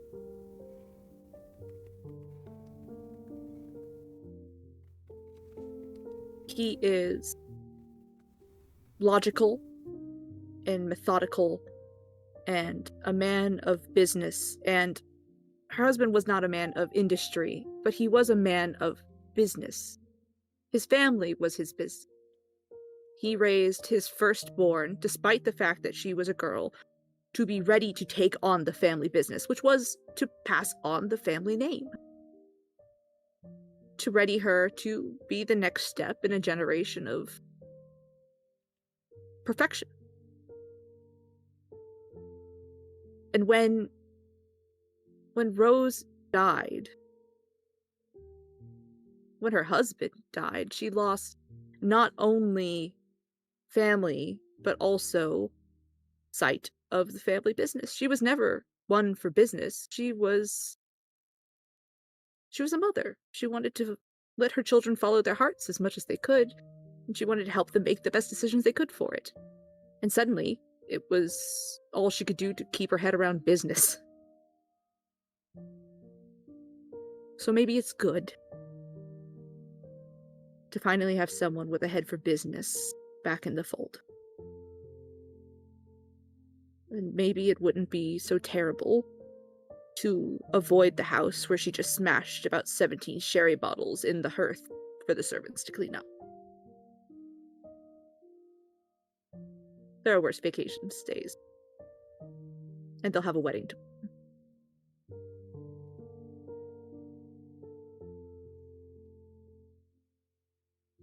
I have a way to end the ball. Then I will ask, is there talking. anything anyone else needs to do before the end of the ball? No? It's not even a real scene. It's gonna be, it's literally just Percy walking past Leona, even though they didn't actually bet, hand Leona a note and just keep walking. Of just like, see, this is why I didn't want to bet, and just See, I too am a businesswoman. like, it doesn't even have to be, it's just literally here and just Yeah. keeps going. I love that. I think also when you pass Percy, there is a look from Theo that the two of you haven't had. Maybe in the future you'll have the time to maybe have some kind of new relationship, new friendship, you don't know. But he gives you like a look of acknowledgement and understanding that the two of you have done things for reasons that you both understand. You understand one another, you have understood where you've both gone wrong. And it's a look of, we know. And I don't think either of us need to apologize for anything, but I think we understand each other. It's just an acknowledgement, but maybe an invitation. I think Percy's just gonna kind of like acknowledge that, but he's also, because it's Percy, he's gonna look at you, look at Leona, look at you again, and just be like, just like no words. He's just gonna. It's a shrug of, we all have our secrets. It's just Percy like, oh, so this is what she was crying about. Literally. Yeah. I get it now. my So, lovely Faye. End the ball for us. So Tarkin is gonna use all his resolve tokens and set a curtain on fire. Why? You don't need resolve tokens to do. No, he does that. He uses all his resolve tokens. It's 5 resolve tokens. Tarkin has the most resolve tokens of any character right now. Funny, he has almost 5 max. 5 resolve tokens, and he needs 5 matches in order to light the curtain on fire because it's not taking. He fucks up the first 4. 5th one finally catches. The curtain lights on fire. They were screaming in chaos in the ball. Eddie's playing the harp and he suddenly like switches to action music as everyone's running to put Eddie's out the been fire. so locked in. Dun, dun, dun, dun, dun, dun. Several servants run up with buckets of ice water from the ice that has been melting. They toss the champagne bottles out of them. They pop on the ground and shatter as they pour water on the curtain. There is screaming and shouting, and from the top of the stairs, Lady Lawton goes, "The perfect time! Everyone outside for the fireworks!" Wait. Typical Lawton planned. Ball, honestly. Not the same without a fire. And as we end our fade to black, I will ask everyone to ready yourselves as we jump into the future in our final epistolary phase, where each and every one of our lovely folks here will be writing a letter as their main character to someone in their life. You can choose an NPC, you can choose someone we haven't met yet, it doesn't matter. You can choose another main character. Just remember that you are only dictating your life, not theirs. Yes. Is there anyone who would like to go first, or shall I roll for it? I think I roll have for it. mine ready if that gives people more time. Yeah. Everyone ready as well. I had 2 weeks to actually write one this time instead of me thinking of stuff off the cuff. I didn't. Excellent. No. Let's go ahead and start with Miriam. Alright. So, her letter starts with, "Dearest Uncle." He survived. He survived long enough to make her life a little difficult. Life has been deeply unexpected since creating a home here. My dentist has made an otherwise uneventful and mundane life more exciting. The Dowager remains sharp as a tack, despite what others try to say. I can see where Dennis gets those meddling tendencies from. There is never a dull moment in this life because of him. You may be shocked to find I am taking to life here quite nicely. The social game to be played does have its fun. Every person has a secret they are willing to share, even if it isn't their own. It is fascinating. I apologize for going against your wishes. Before my experiences here, the life you had planned for me would have been more than enough. Now, however, I have found a life beyond what I thought I was meant for. I can speak up without fear of losing status. I can explore the arts. I am comfortably uncomfortable, stretching who I thought I could be every day. We look to visit you come summertime, if that is what you wish. Your dear niece, Miriam.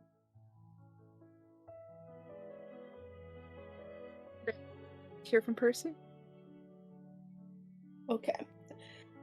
So it says, "My dearest father, I trust this letter finds you in good health, and that the roses in Mother's garden are as abundant as ever. It has been too long since I wrote, and I wish now to put pen to paper with better news than you have perhaps grown accustomed to expect from me. London has, at last, yielded something finer than its taverns and card tables. I've secured a post of real consequence with the Royal Academy of Arts, where I lend my energies to the management of their student exhibitions. You will laugh to hear it, but it seems my old talent of persuasion has been put to respectable use at last. Coaxing reluctant patrons to part with their purses, smoothing the tempers of young painters, and ensuring that the whole affair runs with a degree of elegance. To see these students, so earnest, so full of fire, striving to capture truth and beauty on canvas, has awoken in me a sense of purpose I had long misplaced. And Father, I confess there's another matter.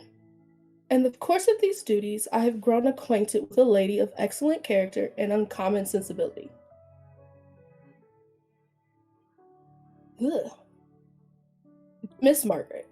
She's the daughter of a gentleman of good standing, and though she possesses every refinement, there is also in her a warmth and frankness that has softened me more than I thought possible. I would not yet presume too much, but I find myself, for once, considering the possibility of a future not spent in pursuit of idle diversion, but of genuine companionship. I know well that I have tried your patience in the years past and given cause for disappointment. Yet, I hope you will allow me to believe that a new chapter may have begun, and that my name might yet be associated with some more modest measure of respectability. If you could spare your blessing, Father, it would mean more to me than any applause. Your son, Percy.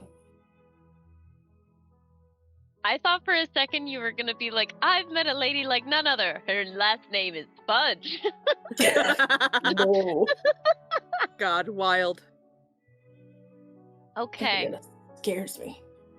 I'm going to write a letter to my mother, Serena. And it starts out with, Dear Mama, I'm sure you will be happy to know that the birth went smoothly. We have had, as are wont to be in our family, twins. We have named the older Rose Serena and the second Timothy Edward. They are both healthy and avid in the art of screaming at all hours of the day, which I'm sure you do remember from me and Rose. They are the joys of my life thus far, though they do love to also keep me from sleep. I do wonder if perhaps you would have time to come visit us. I know, whatever the fucking town is called, Havishire. Havishire, does hold you closely in its heart, but if you would find the time to come to Mayfair at any time, you would be welcome to meet your grandchildren. I would endeavor that perhaps you wait until you are about to leave to tell our great aunt. I fear the journey might not treat her as well, though I know she says she is as healthy as the day she was born, which she loves to talk about. However, if you let it slip to Edith, please do. And I hope to hear from you soon. As always, yours, Leona.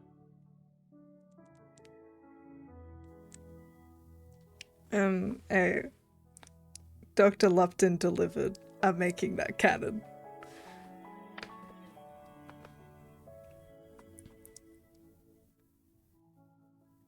Dear Mr. Harrogate, it has been a long while since we have last talked, but I would like to invite you to London at your leisure to visit. I would put together some lie about an anniversary or a birthday or otherwise, but I'd quite like to see you and have a chat. A little birdie told me that you found someone as well, and I'd quite like to meet her. And I suppose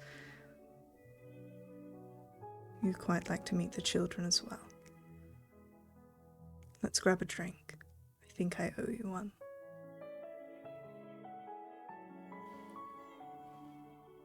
From Thea Brooks.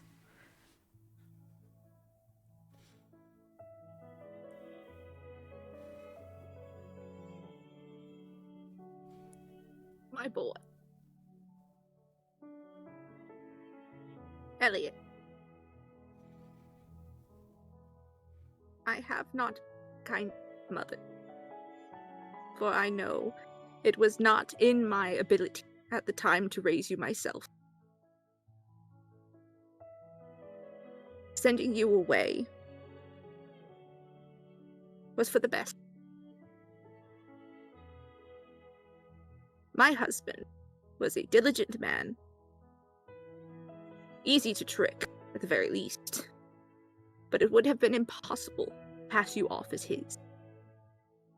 All the same, I am grateful for what time I have been given with you, and I am glad, very, very glad,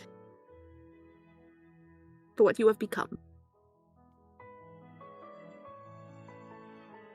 You will be happy to know that your family yet expands. Leona, who you met while you were here several years ago, has finally given birth to, yet again, twins, and we shall hope that this time they can keep to themselves. Dennis as well as Miriam, who I know you have asked me to look on once or twice for yourself. I myself am as hale and healthy as the day I was born, and I will remain as much until God drags me into the ground himself. Better that than have to face my husband. My best to you and to your practice, and I hope to see you here for the holidays yet again, under the guise of yet another checkup. With love, Mummy. Fucking knew it.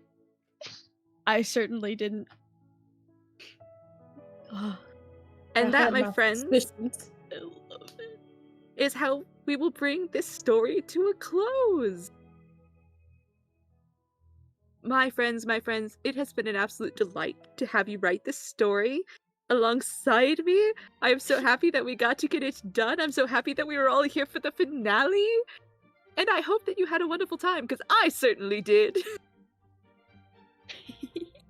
And for our friends in the audience, we hope you had a lovely time as well. I hope you enjoyed this game. If you want to check it out, it is called Good Society. It's a TTRPG made by some fantastic folks. Storybrewers. You can buy Shout by out. Storybrewers. You can buy the literal card sets that have all of the information on them you could possibly need. They're beautiful. You can get the book, and the book is beautiful. Look at it. Look at them. There's lots. I love them. There's And they've lots got of a new things. game out right there. It's a letter I writing can't wait one. to see that. It's all I can't wait to see epistolary. that. Because I'm going to visit with Storybrewers when I go to PAX Australia in 2 weeks. Maddie, as I pass it off to you, why don't you tell everybody about what we're doing at PAX Australia? Yeah, if you're going to be at PAX, we have a panel on Friday with some incredible dungeon masters. Absolute pros in the field, and we're doing a little roundtable Q&A. So if you're going to be at PAX, make sure you come and hang out. It should be really fun. Other than that, if you're around Sunday night US time, where we'd usually have Chains of Asmodeus, we have lots of people away, so we're skipping a session. But myself, Apollo, and Hannah will be playing Peak together as a kind of September thing, so you can sub and we will have to jump off cliffs. So, hang around for that. Oh no. Hey! Hi, I'm Faye, Gothic Fairy, or Gothic Fairy Cosplay. You can find me on Instagram, on TikTok. You can also find me on Start Playing, where I have a Dungeon Meshi inspired campaigns. The Sunday ones are both full, but Monday has room. As well as I do random one-shots, and honestly, God, what if I did a Good Society game? You should. You should do it, please. I beg. I'm just thinking about it. I'm just thinking. Yeah. This was so wonderful to play. And in another world, Leona is a serial killer, Hannibal style, about Miriam. She's such a freak. It runs in the family. They're all freaks. It runs truly. Each one of them is like, at least I'm normal. They're Abigail. Hi. I'm normal. No. Hi, my name's Abby-normal. Abigail. Abby normal. It's true. Oh, I'm Abigail, also known as Abigail the Nerd on all the socials. You can find me almost always on the Tales Guild, every other Sunday and every other Wednesday currently, for Astral Guardians and Tales of Aegis. And then Numerolist is going to reappear mid-October on the alternating Wednesdays over on Dice and Autism's channel as a Tales Guild Presents project. And then on every Monday in October, except the second one, I'm going to be over on Logomancy Media for Roll for Wishes, where we are doing the charity drive for Make-A-Wish Foundation. We will be doing a Candela Obscura game where I will be playing Grandma. If you want to see me play more old people who are a little deranged, Hell yeah. this is my comfort niche. Everyone should get to play old people. It's great. Everyone should get to play old people. And I've always It's said so that. fun. As Faye's always said that. And as well, what was recently posted on Shelley Von Miller's Spotify for After the Table, I got interviewed. Yeah. It was very fun. Please go check it out. My mic does something weird during that interview that it's never done in the history of anything. And I'm sorry about that. But it's a great interview. Please go check it out. We get to gush about the community and how cool it is. And that's it. That's it for me. So I'm gonna pass it on to Ray. Hi, I'm Ray, otherwise known as the Ray Wilds. I exist on the internet. Who knows where you'll find me next? Except on Wednesdays. There it is. Yeah, Wednesdays. Look, it's been a time.